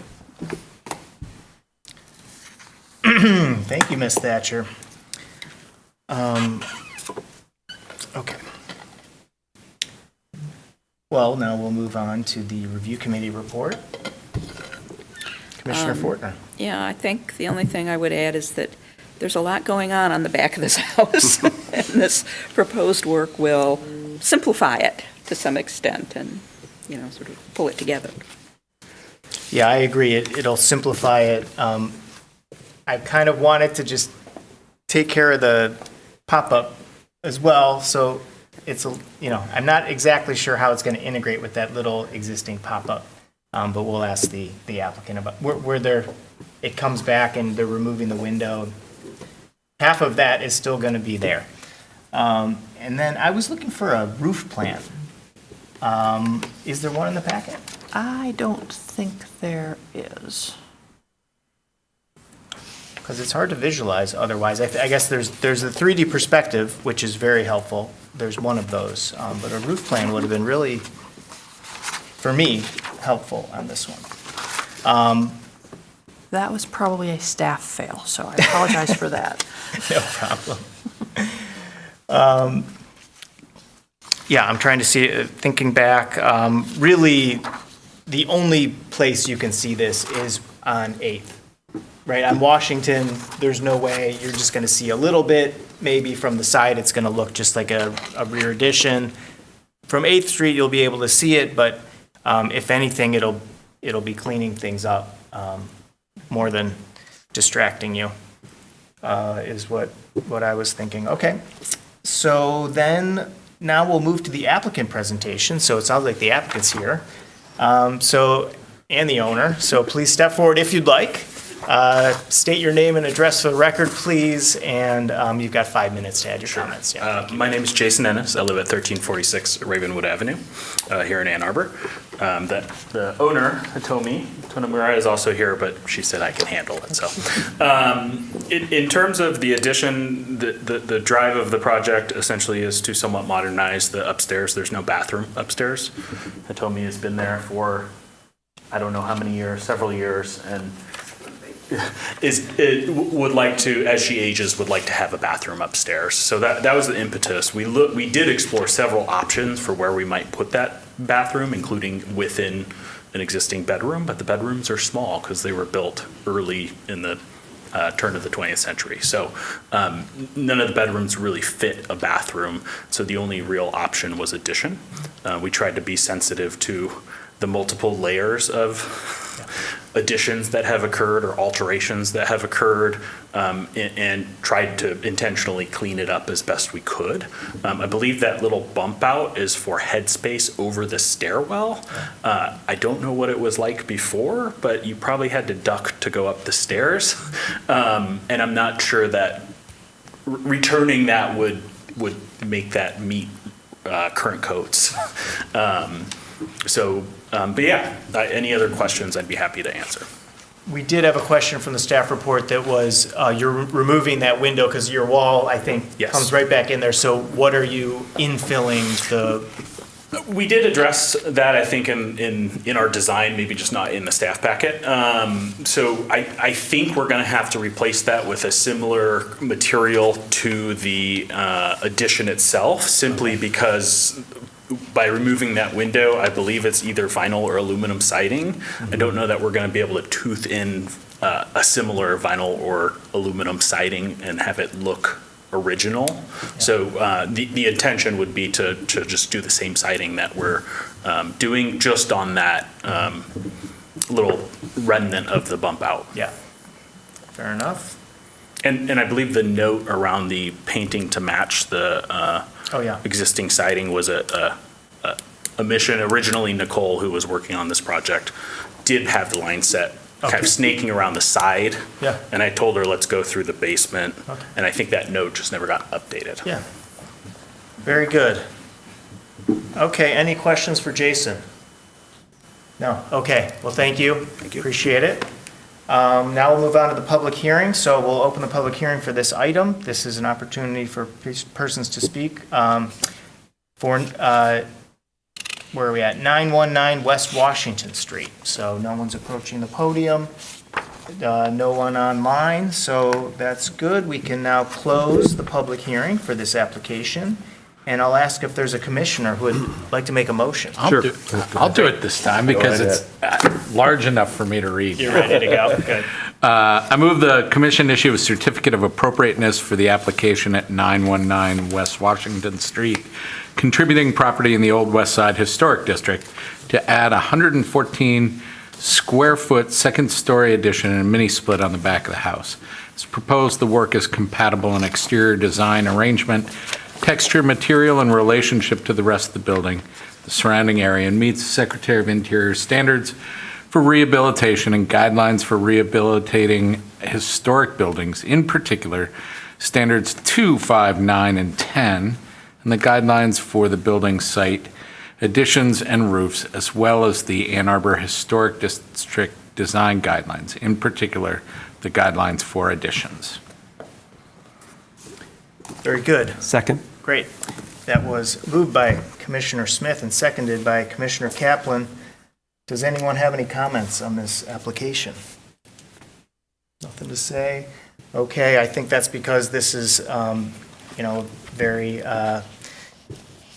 it's a rear addition and it meets the standards. So let's, that's why there's no discussion. Let's vote.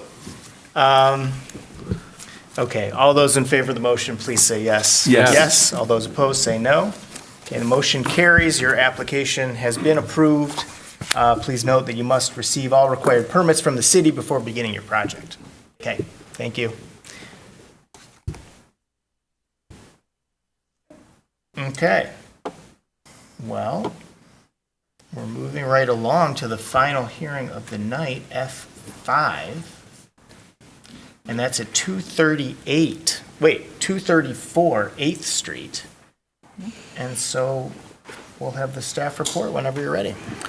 234 8th Street is a two-story gable fronter with craftsman influences, which first appeared in Polk City directories in 1916 as the home of contractor Frederick Breisch and his wife Emma.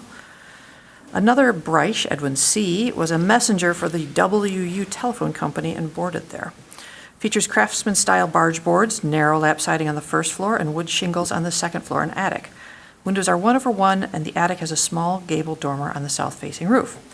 On the south side of the first floor is a bay window, and the front of the house has a stone porch with wing walls, heavy square columns, and a concrete deck and stairs.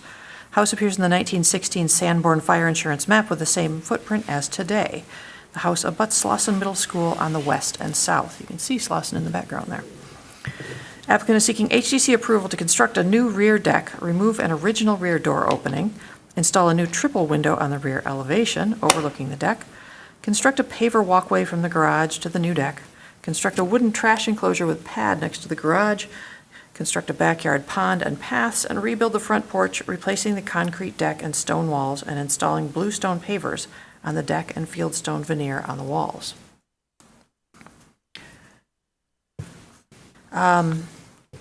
So really, a few window changes here and there, but really, this is a lot like what this house looked like when it was built in 1916. The garage is added a little bit later. So walking through one of the big challenges they're facing right now is this front porch. These are applicant photos. You can see that there's a lot of cracking and separation of the stones going on here. It looks like it's been patched a couple of times. When you can see it pretty well in this photo. The whole deck, the whole porch, it really is leaning to the left. This is vertical, this is true, and this is, how the post is leaning over here. And it's a little bit scary. So they are going to undertake some front porch work. Next, I'm going to point out that this mini split is here. This was installed by a contractor who did not pull all of the proper, he pulled a permit but did not get an HDC approval for that.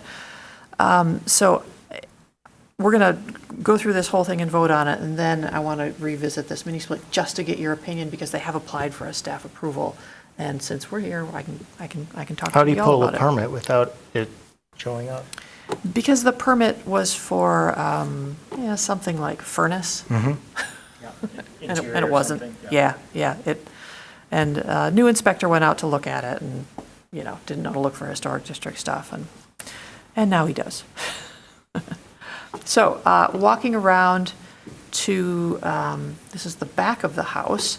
This door, it's nicely highlighted. It's not actually pink, it's white, is the one that's proposed to be removed.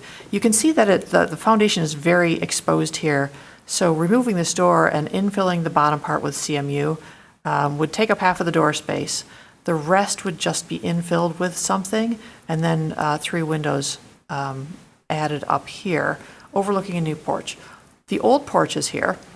It's been removed, so the review committee photos won't show it, but you can see that this is the driveway over here leading down. There's a little path that you can go up and get in the back door, but it's just a little tiny deck.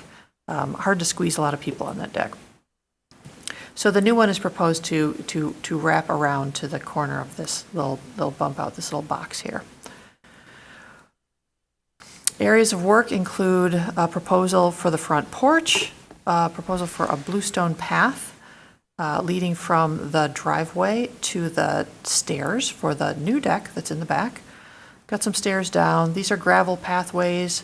There's a water feature, which will make more sense when I show you a picture of the existing water feature in the backyard. Fire pit. Here's the garage. This is where a bluestone platform is proposed with a cedar fence around it. It's a pretty fancy platform for a trash enclosure, but, maybe they'll actually just use concrete or something there. I don't know. Here it is again, just a close-up of some of this backyard work. It does incorporate landscape rocks and boulders, which, you know, it's in a backyard. If this were in the front yard, that would probably be a quick no, adding, you know, something incidental to the lot that wasn't there historically, but it is a landscape feature, so it does not really cause me any concern. Okay, here are the existing elevations. This is the front, this is the, let's see, front. This house must face which way? East. So this is the north side. This is what's proposed. There were existing stairs back here. They could have showed them because then it wouldn't look like they were new. This is the back elevation where they're going to take off this deck. It's already been taken off, and remove the door, and then wrap this corner around again with those stairs leading down, big deck going across, and stairs sort of angling off of it over here on this side. It doesn't go all the way to the corner of the house, which I think is appropriate. They would use block to match the foundation to fill in the bottom part. Staff has suggested in the motion that that be inset a couple inches so that somebody who comes along later will be able to see that there was a door there at one time. It's a pretty easy thing to do and not lose entirely the record of a door there. 3 mullioned windows on the back, double hung, pretty straightforward, just to let more light into the back of the house. So the proposal for the front porch is to basically take it off and reconstruct it using concrete block wall with a fieldstone veneer and new wing walls also, and then a new concrete steps and a deck with bluestone on top of the deck. So I'm going to come back to that when I give you my staff comments. These are the deck plans. Railing, aluminum rail on the back porch. The deck is cedar. Okay, here are some review committee photos from just the other day. Yeah, you can see the lean there. Look at that. Oh. Since the late teens and 20s were when stone porches were all the rage, it was probably original to the house. This stone porch. Here's a photo looking down to where the stairs will be. This is the old deck that's been pulled off and pushed back into the yard. Here's the door. Here's a close-up of the door. It's in pretty bad shape. It was never a high-quality door to start with, so I don't think that it's a loss of historic character to, recapture that space for some other use. This is just looking up the south side of the house, south side from the street. This is from, now I'm in front of Slauson Moore on 8th Street, so you can see the whole side of the house. You'll be able to see the deck a little bit off the back, but not a whole lot. Here's the existing water feature, complete with cattails. I really don't know if it's intentional or not. I would be interested to know, but it is not. The groundwater in this area is really high. There's a creek runs through, a branch of the Allen's Creek runs through 8th Street. This house is in the floodway, I believe. Some of the others on this block have come in to the HDC and had trouble putting additions on the back because they'd have to elevate them above the flood level. So it's a challenging place to build things. This is the garage side. This wood pile is where the enclosure would go for the trash cans. I have definitely read 2, 9, and 10, and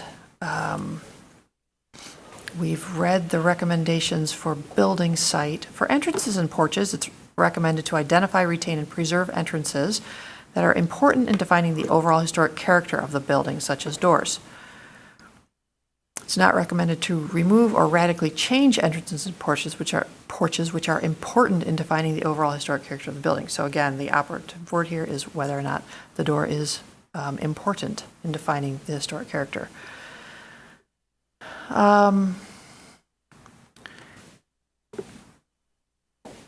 So entrances and porches, this is looking more toward the front porch. It's not recommended to use a substitute material for the replacement parts that does not convey the visual appearance of the surviving parts of the entrance and porch, or that is physically or chemically incompatible.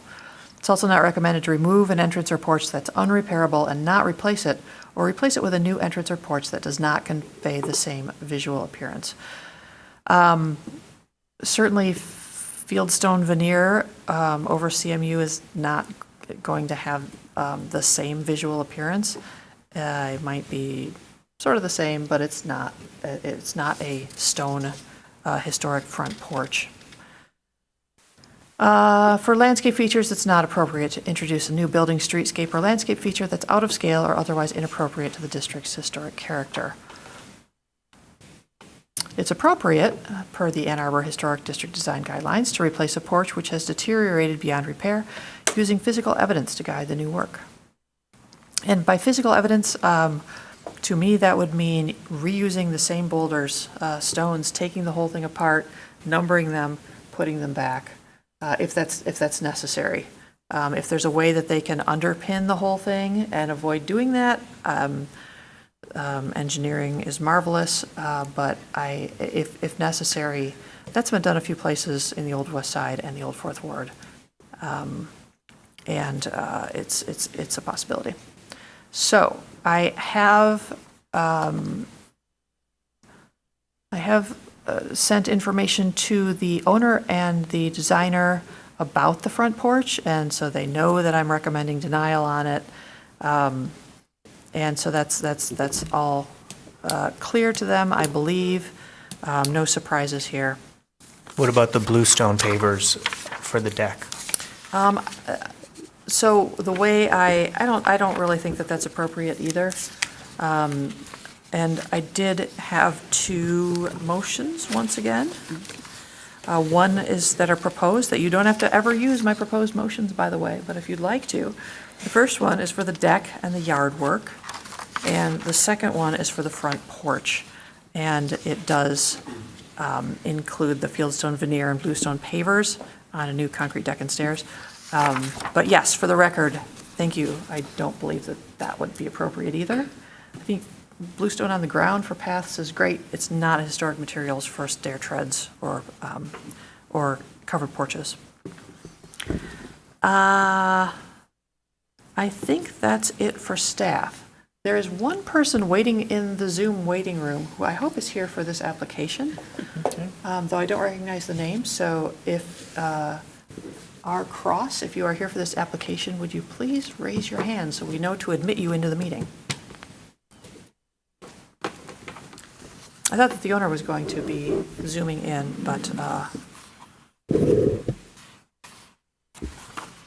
Very good. The staff report? Okay. I would add that I was a little surprised that this didn't come up, that this is also historic because it was the former home of Mayor Albert Wheeler. I did not know that. Thank you. You're welcome. Do you know when he lived there, approximately? Until he died. Well, no, a decade? I mean, I think until the 80s. Okay. 80s or early 90s, I'm not sure which. Cool, thank you for that. Thank you, Ms. Thatcher, for the staff report, and thank you, Commissioner Smith, for that extra bit of very interesting and pertinent information on this house. And for the record, I'll speak for everyone here when I say we do appreciate your proposed motions.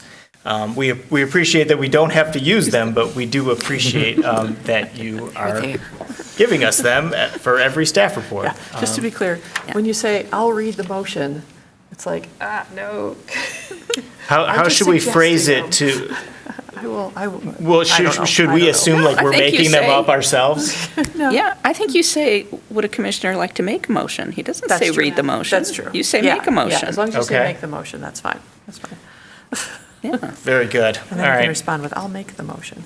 Okay, now that we have that cleared up, maybe, Anything else? Mariana, maybe just promote this individual into the meeting, and we'll see if it's who we need.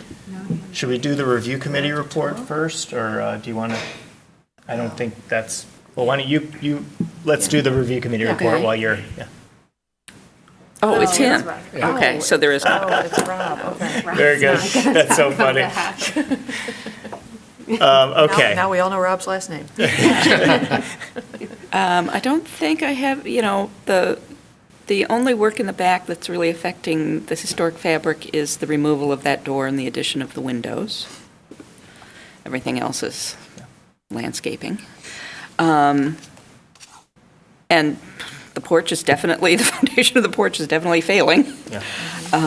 And the bluestone is, or not the bluestone, the fieldstone is, and, the fieldstones themselves are in good shape. Yeah, right. I agree with all of that, and I will add that I just think that there's a lot of gravel proposed on this project. And I was hoping to ask the applicant, maybe it's because of the fact that it's just a very difficult yard to maintain because it's basically Wet. underwater half the year, so I'm guessing it's because of that. But just it's maybe not a lot of gravel, but maybe as a proportion of the yard, it seems like a lot. But I do appreciate the cedar decking that's being used. It's like high-quality materials otherwise with cedar decking and bluestone and the aluminum rail, I think will look all very appropriate. So now we would go to the applicant presentation, but it does not appear that we have an applicant with us, unfortunately. And I mentioned the question that I had for the record. Does anyone have any questions they just had in their back pocket they want to share? No other questions. But now we'll do the public hearing. So we'll open the public hearing for this item at 234 8th Street. I know that there's no one approaching the podium here, and it sounds like the Zoom room is empty. So now we'll close the public hearing. And I'm wondering, would a commissioner like to make a motion on this item? Sure.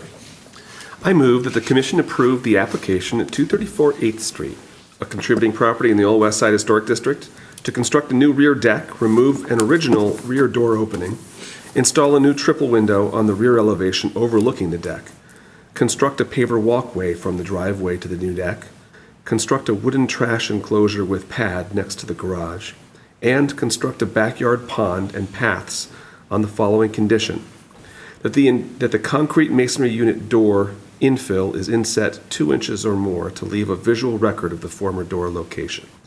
As conditioned, the work is compatible in exterior design, arrangement, texture, material, and relationship to the rest of the building and the surrounding area, and meets the Secretary of Interior's standards for rehabilitation and guidelines for rehabilitating historic buildings, in particular, standards 2, 9, and 10, and the guidelines for building site, district, or neighborhood setting, and entrances and porches, and the Ann Arbor Historic District design guidelines for residential doors and residential landscape features. Second. Very good. That was moved by Commissioner Kaplan and seconded by Commissioner Fortner. So that was the motion for everything but the front porch. Is that correct? That's how you felt? Okay. So any discussion there? I feel like we probably don't have any. Do you have a comment? No, Commissioner I would just say I've been in that backyard Yeah. a bunch of times. It's really wet. Yeah. Like the gravel is very much an attempt to make it somewhat usable. Yeah. And, the water feature is to make that pond function the way it's supposed to. Right. Very good. Okay, any other comments? Okay, let's vote on this motion. All those in favor say yes. Yes. Yes. Yes. All those opposed say no. Okay, so that motion carries, and I believe we have another motion. Do you want to read that one as well? Sure. Great. I move that. Make the motion. Oh, Thank I you. feel like making a motion. I just went back. I move that the commission approve the application at 234 8th Street, a contributing property in the Old West Side Historic District, to replace the front porch with a new concrete porch with a fieldstone veneer and bluestone pavers on the new concrete deck and stairs. The work is compatible in exterior design, arrangement, texture, material, and relationship to the rest of the building and the surrounding area, and meets the Secretary of Interior standards for rehabilitation and guidelines for rehabilitating historic buildings. In particular, standards 2, 9, and 10, and the guidelines for building site, district, or neighborhood setting, and entrances and porches, and the Ann Arbor Historic District Design Guidelines for residential landscape features and residential porches. I'll second that. Okay. That was moved by Commissioner Kaplan, seconded by Commissioner Smith. You have a comment on this? You know, it's, you look at those pictures and you can tell how much the hydrology of the site has impacted that house. I can't believe that porch has held up that long, considering what goes, the creek goes right through there. You know, I think I'm okay with a veneer there, but, you know, I would defer to the larger committee. You know, I do know the applicant. He asked me what he should do. I told him he should ask for what he wants and what his designer wants, and that the commission would give him guidance on that. You know, and I think if this is what they proposed, I think it's okay to, you know, if this body wants to try and reuse those field stones, you know, if there's, you know, engineering work that can happen there that's, you know, within reason, I think that's okay. Like, but I do think at a certain point there is, you know, I think it's more important to preserve the the structural integrity of the porch than it is necessarily to reuse those exact field stones. So that's kind of where I come from it, and I'd be interested in hearing what people say. Can I add just one thing? Of course. Yeah, I think you're absolutely right. I think if a structural engineer said, we can't rebuild this and make it last Yeah. if we're reusing these historic field stones, that would be very different. Yeah. That information would certainly go a long way. But I do think it can be done because I've seen it done. Maybe not in areas as swampy as Right. this. And it may be a very expensive proposition to shore it up, to, you know, go down deep enough or put a giant enough footer under there that it's not going to move anymore. But I do wonder what's under there right now. You know, are there totally inadequate footers already? We don't know. So that kind of information would be helpful when they come back with some new proposal, you know, for how they want to fix it. Thank you for that. Yeah, I mean, I agree. If it can't structurally be done, then it's no point in putting the whole building at risk because the porch is going to fall off. And I don't think I would, you know, but you've got a field stone surround on your porch, you've got the field stones, I would say you should use them. Given that these are not in any discernible pattern, I wouldn't go so far as to say each field stone has to go back to where it was. And I guess since all field stones are historic, I guess I wouldn't really care if they were even these field stones, but since those would be there, you might as well reuse them. But yeah, on the basis that the engineer has to see if it's feasible. Yeah. I can't tell because, I mean, the picture I think tells me what I'm seeing, but those look like split stones, like with a chisel. They're not cut. And to do that with new stones, like if you were going to skin a brick, I think using that material again is probably more cost effective. Yeah.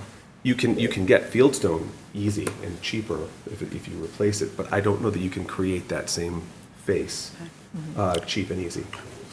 Yeah, especially not in the knee walls, like, you know, the side of the Right. steps there are very particular. And, I agree with all that. And the, this type of stone porch is really a particular thing on the Old West Side as well. There are many examples of it, and it seems very unique to the neighborhood. Obviously, these types of porches are all over historic districts, but it's just something about the, like the incorporating the wall up to the height, a certain height, and it's just, that's very Old West Side. And so, yeah, I would need more information from an engineer saying why this could not be rebuilt as is, like in many other applications where we've seen this happen.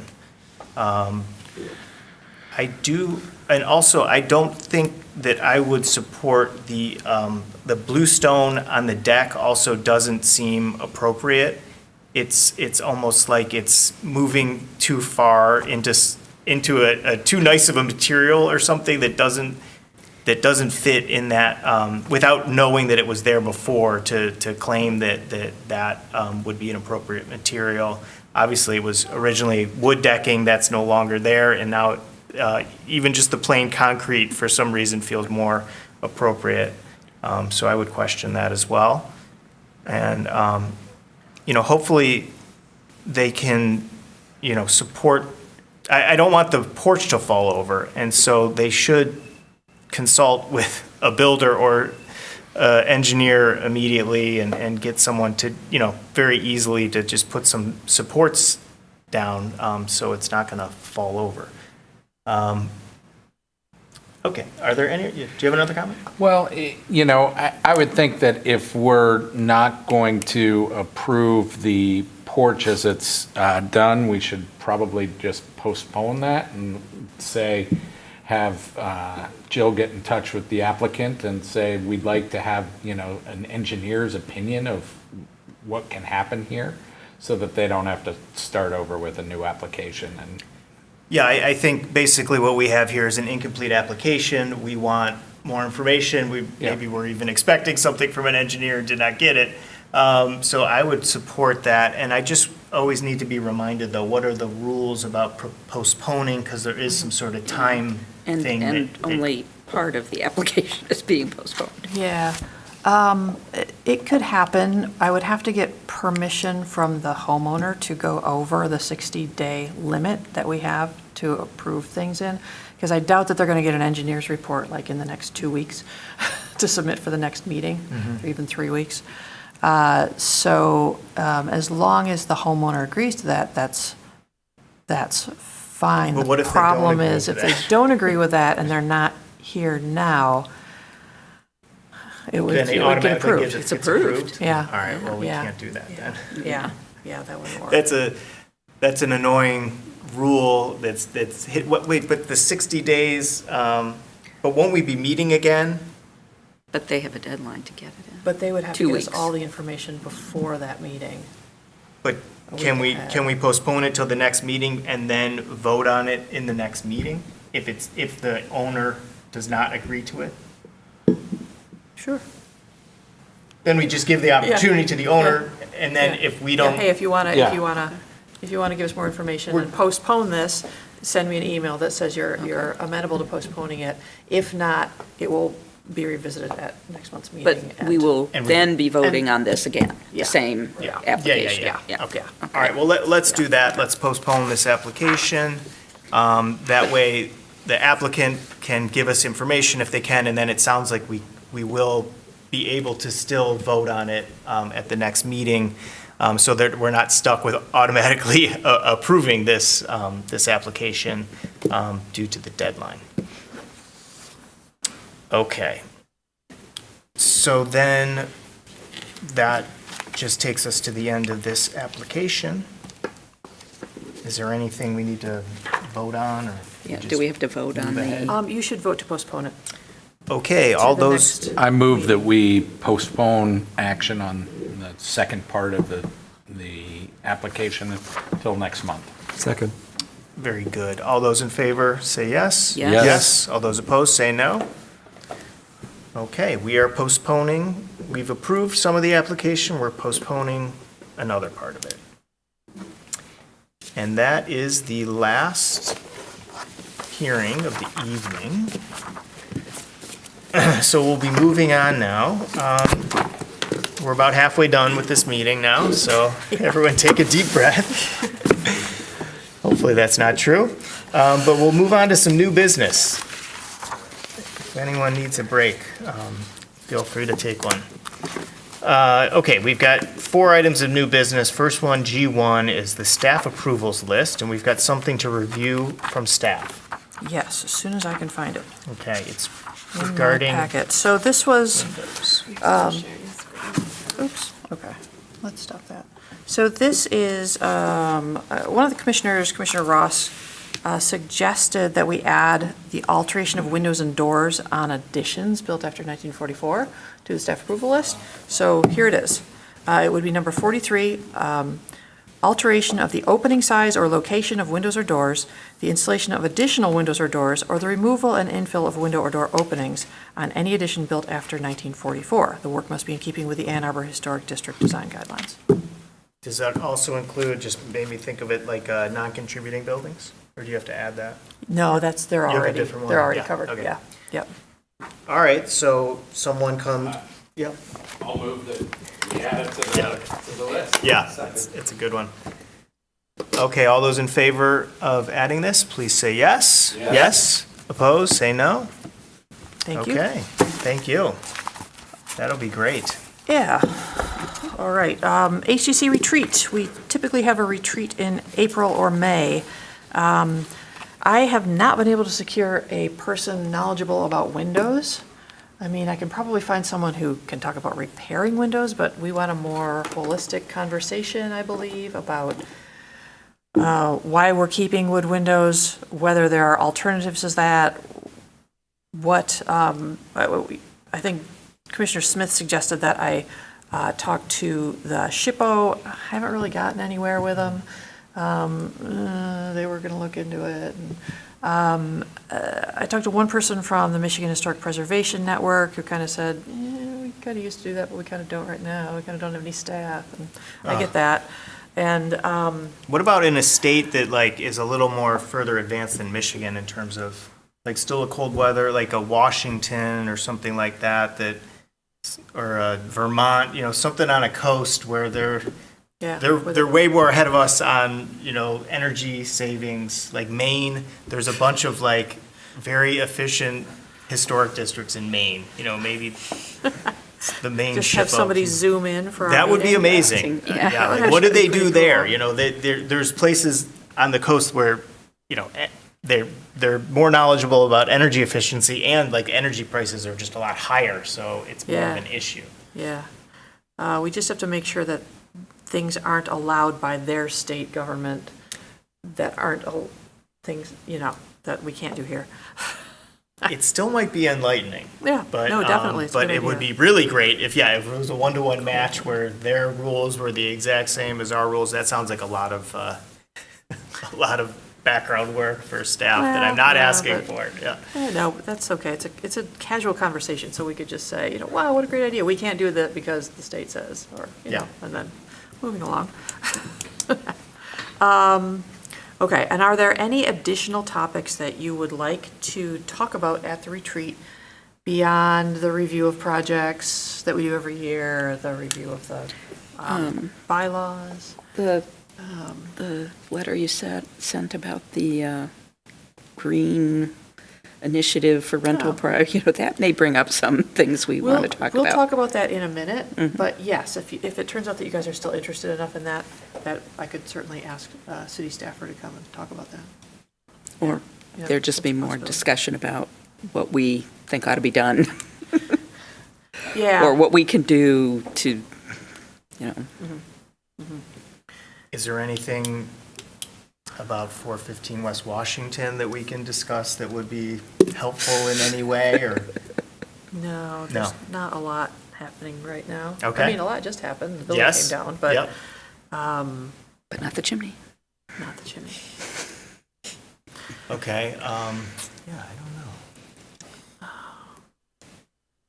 Should we email you if we think of any great ideas? Absolutely. I'd like each of you to submit 4 ideas by the end of tomorrow. Oh, you Sounds don't awfully really familiar. want that. Okay. No, just let me know if you think of something interesting, useful to you that we can talk about, useful to the group. All right. May I move on to G3? Absolutely, keep going. 2024 annual report to city council is Wait, attached. so back to the retreat, though, do we have a date? Oh, no, Sorry. we don't, you're right. Would you like me to, I was gonna wrap up with the big, would you like me to send out a doodle poll, or would you like to pull out your phones right now? doodle poll, yeah. Well, given that Ben and Jennifer aren't here, Right, right. might not be very, We'd have to do that anyway, yeah. Okay, Got it, thank you for that. all right. Annual report to city council is attached, as is the annual report to the State Historic Preservation Office. You may review those. There's nothing that you don't know in them. I couldn't believe we didn't turn down any applications. Yeah, I think that might have been a first. Yeah. Yeah. Is that right? No, there were no denials. I know, that just seems. I know we've already Well, got one if we, this year. if Well, we no, had some of haven't had it these split, these where we split them, because I think thought that we must had be the some of case. those. Yeah, because we definitely So we have didn't- voted no's. Torn down, or we haven't turned down a full application, Yeah. but I think we have Yeah, we've pieces, definitely but whatever. voted. And since our computer won't track that, Yeah. yeah. I mean, we've had people that have had to come back, you know, that we said Yeah. we didn't like what they do. You know, you think about that one on the corner of 7th and Huron. Yeah. Yeah, he did get a denial, that's right. Yeah. Anyway, if your computer doesn't track it, then what are you going to do? Well, I think we're gonna probably just start manually tracking it, because we're supposed to report it. Yeah, yeah. So I may just make a little note to the SHPO that says some things were, parts were approved and parts were not. All right, G4, design guidelines. Mariana, do you want to take this away? Sure. All right. I will share screen and we can walk through chapter 4. And I did see comments in it, so hopefully that means everyone was able to access. Yeah, it worked okay. this time. Good. Oh, my.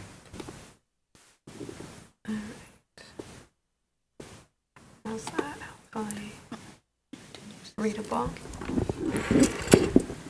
All right. Yeah, it's so long ago. I forgot. I did Yes, this. yes, we did look I at, we did looked do at this one. this before the February meeting. So we are in chapter 4, design guidelines for historic residential properties.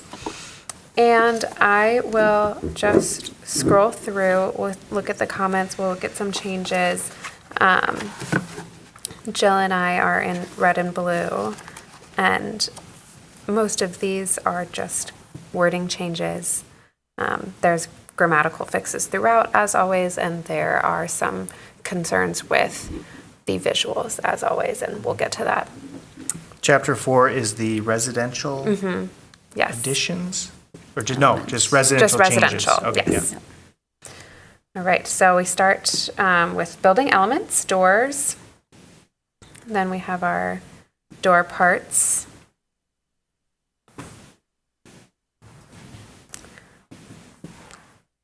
And, okay. I had a question about, I think that we've seen, and we saw one tonight, removing non-visible historic door openings. And so Jill and I talked about if we wanted to have a guideline for that, that doesn't invite people to remove historic doors in historic openings, but that when they are proposing it, if they're proposing it, that there's some kind of inset or some kind of retaining of the frame or something that is a mark that there was a door originally there. So I think we landed on adding a caveat down here that says that the commission will review removal and infill of non-visible door openings on a case-by-case basis, and that infill must be recessed to indicate the former presence of a door. I'm not sure what a non-visible door opening would be. Non-visible from the right-of-way, so on a rear elevation, or I guess on the back of a side elevation, something that's not visible from the right-of-way. I would put that. If I have an invisible door, why do you care?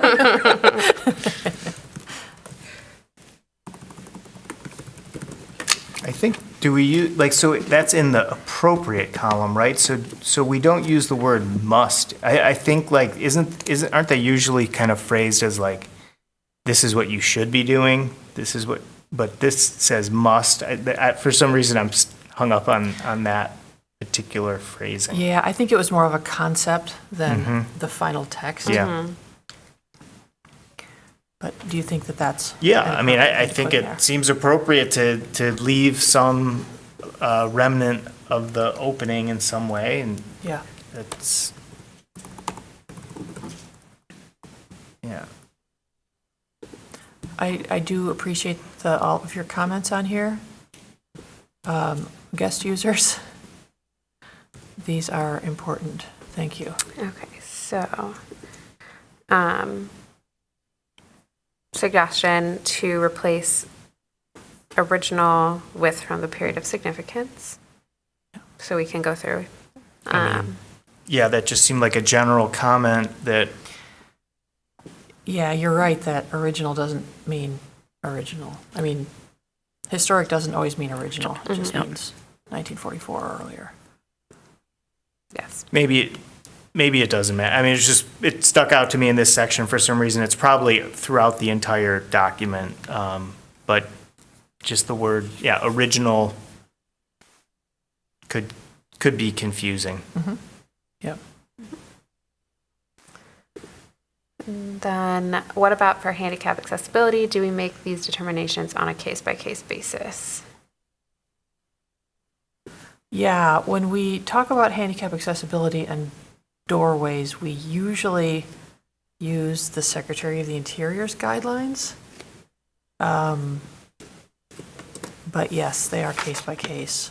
It would be hard, I think. Yeah, I don't know if we should, do you all feel that we should address that head on or work around it case by case the way we do now? Applying these appropriate, not appropriate. We have in the past had one or two applications where people want to enlarge, widen front door openings. Yeah. And there's a historic door in it, and it gets really sticky. Typically, people don't want to do that. They want to do it to a side door where it's more appropriate anyway. Is that information Yeah, is there a somewhere else? section It about would be nice the- to just have that all in one section so that you're not, oh, there's one door one, there's one for porches, there's one for ramp. Isn't there something for new There's ramps something or for something? ramps. Yeah. Yeah, There ramps, is, yeah. ramps are in here. Yeah. Just not door widths. And I don't know that we want to be saying that it's appropriate or not appropriate to increase your door width, because it might be a necessity. Right. But sometimes it might not be. Yeah, yeah, if it's the only place to put it, then, Yeah. then that's where you put it. The ADA probably trumps our historic district guidelines, so. Except for residential, but yeah. there is no We residential work with them, ADA. Chip. We work with If- them. If it's a commercial property, then for sure. If it's Yeah. residential, it's just owner requested, yeah. Yeah. I don't like the lawsuits, I don't think, you know, if it's, yeah. Yeah, so, I mean, I was just asking that question, Yeah. because it seemed like a discussion that's necessary to have. Yeah, well, and the idea of having a, ADA section that, so it would all be in one place where, that talks Or even about, if it's not in our guidelines to have a two-pager, how do you deal with accessibility issues on historic structures? yeah. yeah, and if that, should that just go with other, or should we broaden that to be other life safety kind of things? Like the mini split things and the fire escapes and, I Yeah. think certainly with the ADA stuff, like, we're gonna see more ramps and we're gonna see more, enlarged opening requests just because of the aging of our population. So I think it would make sense to have that be a standalone sheet, fact sheet, if you will, like here's how you, and we don't necessarily need to have a straight up policy on that.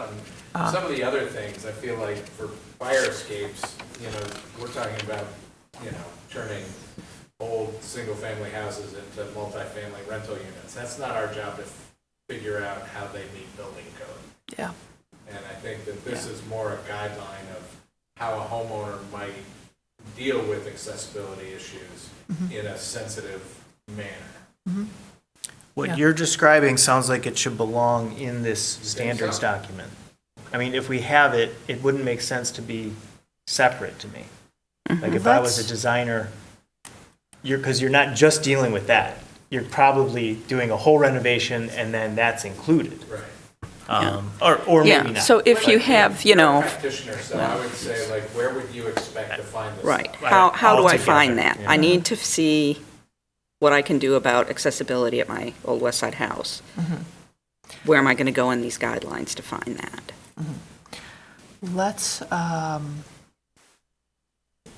Let's keep this in mind, but wait until we get to the part that addresses ramps. Yeah.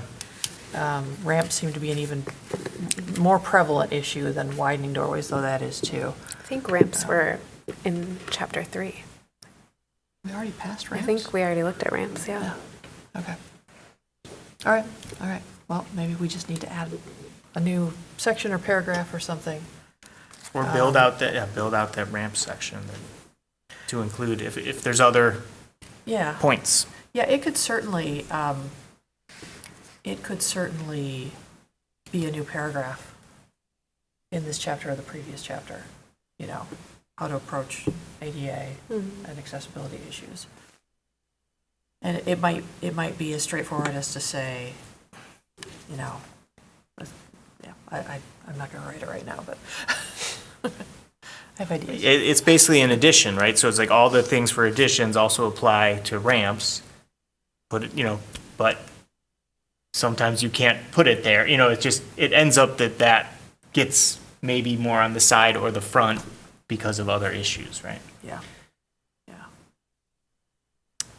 Okay. Thank you. All right. What is meant by solid in using a solid wood door to replace a non-original front door? Oh, yeah. Because this is like solid could refer to the core of the door, like solid core versus hollow core. So a solid door, is it meaning like there's other ways to say it, but like another distinction is like a panel door versus a flush door. And I wasn't exactly sure what, are you Yeah. talking about a door with a smooth surface on the front? Well, aren't you talking about a period-appropriate door, whatever that may be, Sure. as opposed to defining it as solid or paneled or? Yeah. Did solid mean that it didn't have a window in it? There was just confusion over that word. So this is under appropriate, using a wood door to replace a non-original front door. A wood door, using an appropriate wood door. A period-appropriate wood door. Though we allow wood veneer too, if, does that count as wood? Well, that's why I was, just Yeah. a period-appropriate door. Yeah. Yeah, if your wood veneer can look just like, Very appropriate door. Yeah. That works. Good. All right.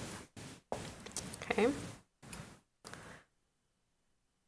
Not appropriate to install a door with leaded glass, a fan light, or other decorative elements appropriate for the style and age of the house. Yeah, I just wanted to second that. And I think it's probably fine as it is, but it's just, well, isn't it inappropriate for the style and just age of gonna the say, house? Are we inappropriate This or is stat to do. inappropriate. This is not Inappropriate. appropriate. Yeah, it's like the Yeah. big box door that like Yeah. they Yeah. sell you as the historic door, but it's like not. Right. Wait, well, then it should say inappropriate for the style Yeah, and it age says of the house. appropriate. Or other decorative elements. Don't put a decorative Inappropriate. element There you that's go. appropriate. But I want. It's a split level ranch, it's okay. Or other decorative elements. Yeah. Above that, we talk about, in the inappropriate section, where did it go? I'm just thinking about a house that we reviewed, I think it was on Liberty Street, where they they introduced a new door opening because they had to close a door opening because of what they were doing to move a stairway. Do you Yeah. remember what I'm talking about? Yep. So inappropriate, however, there seems to be certain contexts where we would allow that in a residential application. Yeah, it's not appropriate, but if you can claim that you have to do it because of some other larger thing, then we'll approve it. Yeah. Okay. And then back to the removing and Yeah. infilling So, openings. okay, so so you use the word recessed or no? Yeah, so I think for masonry, it's appropriate. I mean, one way you can do it is by recessing the masonry. But for a wood opening, okay, well, this is interesting. I mean, I was thinking you could frame it out with framing to show, but then that framing could be removed and then you wouldn't see it. So if you recess it, then it's like a lot hard. I mean, you could still take it out, fur it out, make it, I just wonder if masonry, it's easier to recess if you're building, if you're framing it, yeah, you just won't have as much insulation in that section. I was just thinking for wood framing, Yeah. is there another way to do it where you're, Should we just say infill should be distinguished or, more general word? yeah, I think I was like Yeah. asking maybe to just go one step more general. So instead of the word recess, use a different word that allows them a little more leeway in their own preferences that still captures the essence of ghosting or whatever the entrance. I would still like to suggest insetting masonry, though. Yes, right. That's a very in good the way to do design it. guidelines, Yeah. Because, specifically, because. Yes. Yeah, if you've got a brick wall or a concrete block foundation, that's the easiest way to go. Yes. Residential awnings, which I learned about. I thought this would be more appropriate in a commercial district. And Right. Jill and I talked about it, so here, we're keeping it here just in case. It's not a good drawing. It's not a residential drawing is part of the Yeah, problem. yeah, Yeah. to be fixed. So question about the fabrics. Yeah, just like, do we really care that is canvas or vinyl coated canvas or acrylic fabrics, are those appropriate? Or is there something about those materials that because materials are constantly changing. It's hard to like list all the materials that are appropriate. There's going to be a new one invented tomorrow. Can we summarize what we like about those and say this is appropriate? I mean, maybe canvas is one that you keep there because it's like that probably existed during the period of significance. Yeah. But once we get into acrylic, that was just my point there. Prohibit the metal, the aluminum. Yeah. Again, though, that's like, if we just say these are the ones that are prohibited, then there's going to be a new one. What era were those aluminum awnings that you see everywhere on the west side? Are those pre-period of significance or are they post? No, the fabric awnings are 30s, but the metal ones with the little slats. Yeah. With the little, they have grew up the in- Yeah. The little scallop in a on the bottom. 60s Yeah. house in Cincinnati that looks a lot like the houses down in the fourth, down on the far side of the fourth ward. Uh-huh. And I had a giant metal awning over a giant picture window in my bedroom. And it was the strangest thing in the world. Keep that light out. Keep the room from heating up. Yeah. Yeah, exactly. Are there fabrics that we wouldn't find appropriate?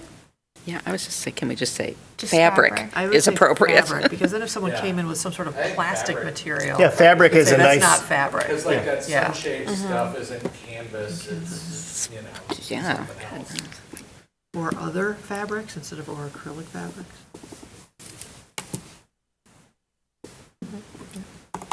don't know how I mean, I don't know that I've seen it, but I can imagine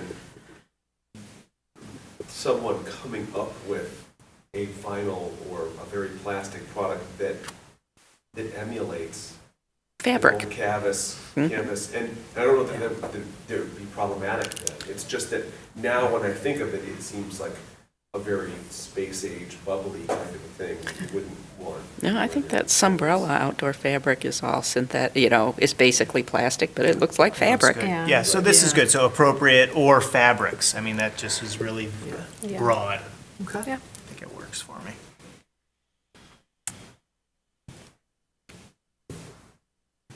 All right. What was that? Did you pass a comment or was that? Just on illustration This and illustration captions. definitely needs to be replaced. Okay, any other awning questions? We move on to porches. Okay. So just some wording changes to the introduction to porches. And then we have our porch parts.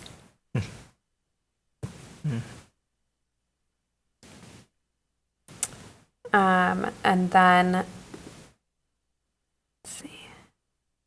This is just a note about rearranging this section to maybe be a little bit more readable and include some more of the down below. I'll just scroll down for reference, but we have a lot of specifics on all of these different parts of the porch.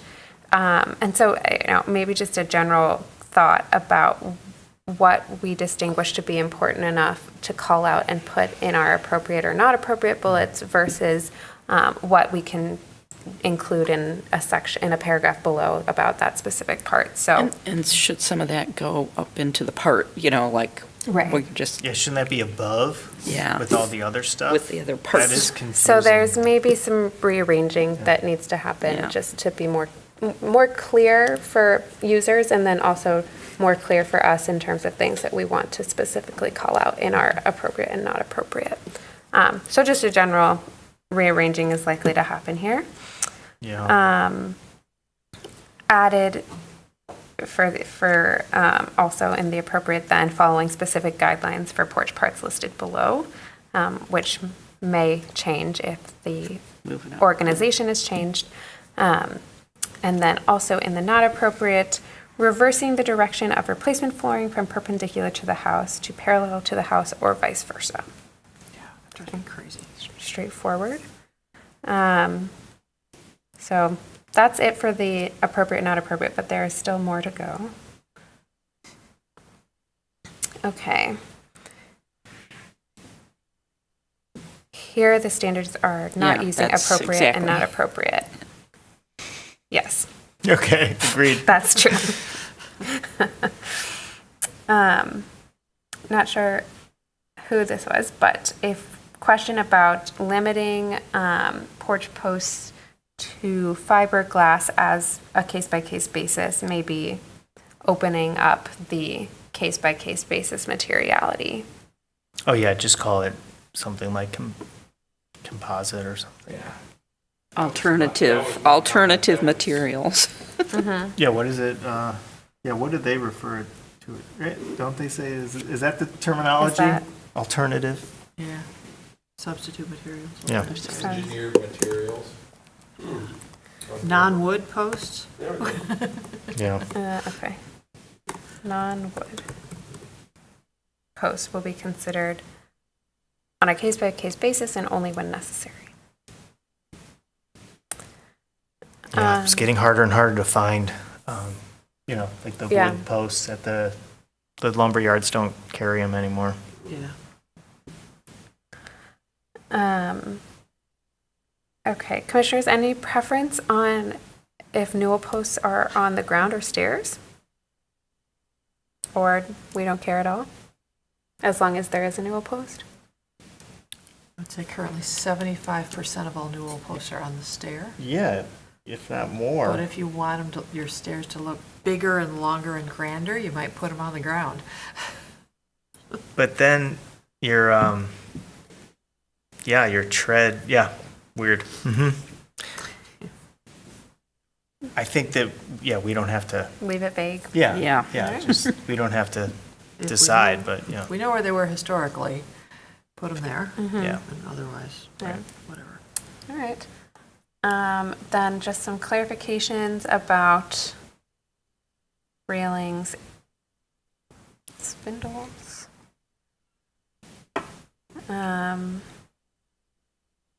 There's just a lot in this section. It's There's a crazy. It lot just for keeps going. porches, yeah.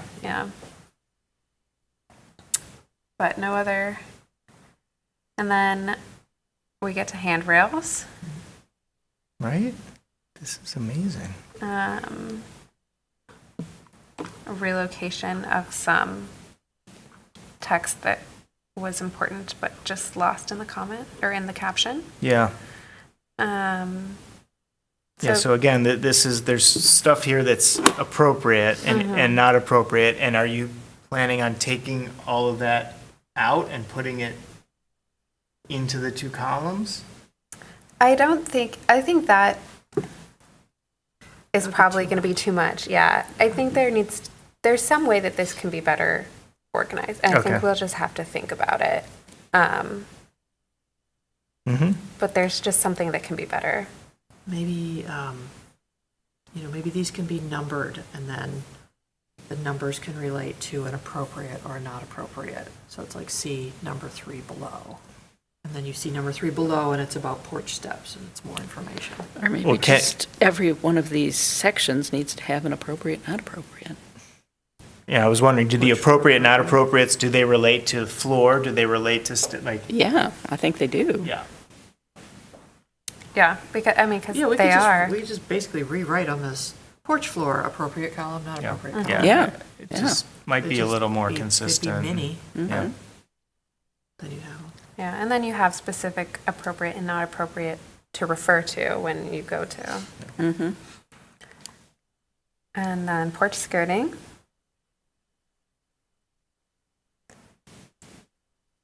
And that's porches.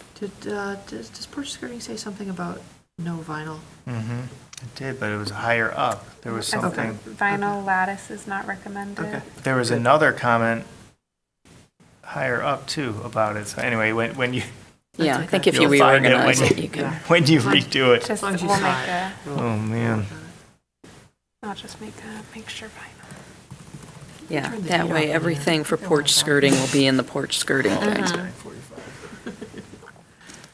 Uncomfortable though. so. Yeah. All right, decks and patios. You can see where my red or blue, whichever one I was, comments have pretty much tailed off here. That's how far I made it. Decks. Well, it seems like all of us sort of, Yeah, we're comments. invested by the By the length of this porches. section. think maybe that's ridiculous. Oh, and now we get satellite dishes. we should be more concise. Yeah. We should make it simpler. Yeah. Yeah, I think that that's section definitely a definitely, part, yeah. yeah, that was like a kind of a grind to get through there, which I'm sure that's what our users will feel the same way. So it would be really good to tighten that up. Yes, great. So satellite dishes, antennas, and mechanical equipment. I think just in general, this some of the wording in here is outdated. Outdated, right? The viewer's ability to receive video programming signals from a variety of sources. Can you believe that? Oh, that's so quaint, yeah. So just some language cleanup, but I think the principles are the same of where we want mechanical equipment. So just some minor wording changes. Okay. And But people then- don't need a permit for the set, like the DirecTV, right? So those will end up kind of, I mean, people aren't getting that so much anymore, it seems like, but I did see one installed in the front yard in a historic district. yeah, yeah. it's They're not just- supposed to. If someone Right. complains about it, we'll go follow up on Yeah, it. but- yeah, it's just hard to catch told if me they're not to not, complain if it's about a non-permitted item, it's really difficult. Don't get the Okay. neighbors after you. Accessory structures, okay. So this is, yes, accessory structures, suggesting moving the first not appropriate to chapter 7, I guess. Which is new construction. Yeah. And then appropriate adding, Do we have, is there something that says when you add an addition to a historic structure, you should do it in a way that's similar to adding an addition to the main structure? Design-wise or Design-wise, yeah. guidelines-wise? Oh, like add an appropriate, when designing an addition to an accessory structure, you should follow the, or just the making sure it's not out of scale and yeah, that it's in the rear, that it's general. not, yeah. Yeah. 50% rule, all those things seem to Yeah, apply to an yeah. accessory structure, so that would be a nice, Yeah. appropriate. I can't even remember if in the, when we're just in the very beginning of this, where we're describing what a historic district is and everything, do we specifically say, and it includes all your outbuildings? I'm pretty sure. Because I know we've seen a lot of things where people, like my garage is considered a thorough. I'm sure it does, but it doesn't hurt to go back by, and check. because by the, they're not going to go Yeah. here to find out. If we can't specifically remember. And then just adding an inappropriate about moving it, because people often want to move their accessory structure Right. because they're always in the wrong spot. Yep. If it's Yeah. from the period of significance, they should not. So just adding that, so it's right in there, so they know it's not appropriate. Good. Yes. Okay, we will add those in.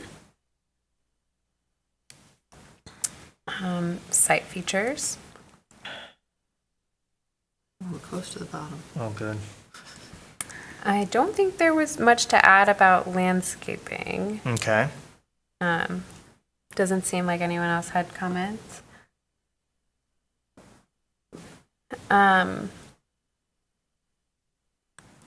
I had getting to fences and walls. We have this not appropriate to have a fence over 30 feet within 25 feet of an intersection. Yeah, I think that's in the zoning. Yeah, that is, Is that that's a- a fence chapter requirement. Okay. So we could leave it just for public information, or we could take it out because it's not really ours. Right, or put a link in there. Like, I think as much as possible, hyperlinks. Yeah, that's Those can another break.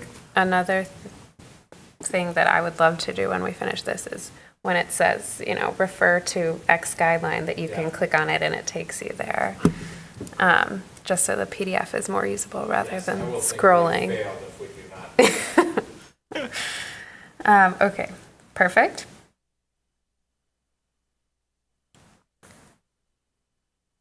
Then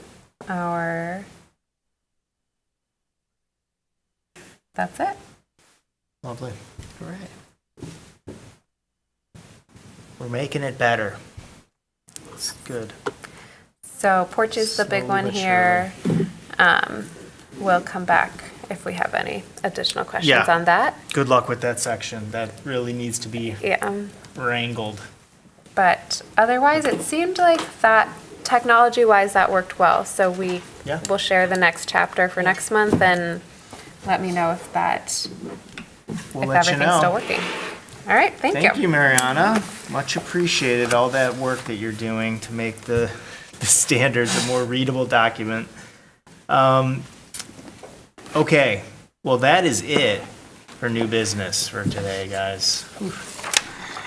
We've got the minutes. I'm sure everyone took a look at the January meeting minutes. Are there any corrections? Okay, seeing none. Okay, thank you. And the minutes are approved as presented. Always thank you to Brittany Alexander and Courtney Manor from the city. It looked like Courtney was helping with the agenda and possibly the minutes. Brittany had a baby girl in February. What? So We heard missed from her in a the- while. Oh my gosh. Yeah. Yep. That Healthy is baby so girl. exciting. Congratulations, Brittany. You will not be hearing this, but we will pass those. But you can say thank you to Courtney for filling in for Brittany. And absolutely, that is many thanks for Courtney. Great, that's great news. Okay, any reports from commissioners? No, there's none. We've moved on to assignments. It's, the meeting is on April 10th, and that's the Thursday, so the Monday is April 7th, and we're moving from the noon meetings to the 5 PM meetings. And we already have one volunteer, Commissioner Calderon. And then we've got our second. Thank you, Commissioner Kaplan. And Steve, thank you. Much appreciated. Are there any reports from staff? There's that green rental housing. Okay, Well, I guess That's- it's under communications. No, there's not. There's no report from staff. great, okay. Well, next is concerns from commissioners. It sounds like we're going to discuss this letter that we got in the next section, communication. So we'll talk about that next. Are there any other concerns from commissioners? I just want to highlight that we still are missing a seventh commissioner, and I'm wondering if there's Yeah. any progress on that. Maybe. Okay. Maybe. Because a night like this, if we were I one know. less, we would have been 2 I know. months in a row, This and happens. then really would have been painful This is that happening too often. third month. Yeah. Yep. So, do we need to? I will keep you informed, Okay. but, yeah. Should we be recommending people, or? I Yeah, mean, we always, should be but- talking to people. Yeah, yeah. Okay. Talk to your neighbors. If anyone knows anyone, please, do we just let you know? Or is there a better process? Yeah, no, Okay. if you talk to anybody who's interested, let either one of us know, and Okay. we'll send them a link to the form To that the they have to form, fill out. okay, very good. Yeah, that would be great. Everyone send out an email. Okay, and now, communications, we do have a communication. So you have a letter in your packet that I also emailed out that was requesting that you oppose this green rental housing ordinance that's proposed. Was And it full opposition, or was it just bringing it to our attention that there might be something in there that you was- might want to look at or something? It was I think it was opposition, very politely put. very polite. But that's fine, that's fine. So now you have the information, and it's great, because I didn't realize that this was as far as along as it was. And so I reviewed it, and I really didn't find many conflicts with historic district standards.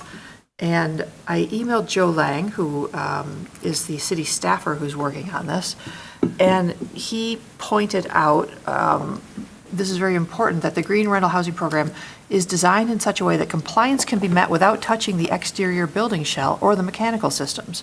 There are enough points that can be taken through education, general sustainability, and other items that do not require changes to the building to meet the total points needed for the checklist. And then he goes into how there's also a pathway, there's two different lists that you can follow to get your points. But that was my conclusion from reading it, and I'm very glad that Joe backed that up and just said, yeah, you don't have to change anything, you can do these other things. Also, this has been under development since I was on council. Really? 5 years ago, so, It seems to be resurfacing. yeah. So That's good. I don't have a lot more to say about it, because I think if it passes, might not be a problem for us anyway, for the Historic District Commission. I think my suggestion is we can say thanks for your letter. We got it, we shared it. Yeah, I did. That's exactly what I said, yeah. Yeah, and when we get stuff like that, which is rare for you guys, it just goes in the packet and you get it. And this was more, I was sort of intrigued by the whole thing and did more research on it. So if you have any questions, I'm happy to get you answers, but just shoot those my way. Yeah, well, I think there's like a standard, like, okay, is historic preservation at odds with sustainability? And, you know, people maybe, like, the letter kind of is saying like, oh, of course it is, but Yeah. there's a Yeah. totally different argument that says, of course it isn't, and it's compatible. And so I think that it's good to hear that email that is saying, yes, it is compatible. Yep. Very good. Okay. So I think that is it. Are there any other comments on that? No. Okay, good. Let's move on to adjournment. I now adjourn the March 13th, 2025 HDC meeting What time is it? 9:57. 9:57? Yay. See you next month, everybody. See you then. See you then.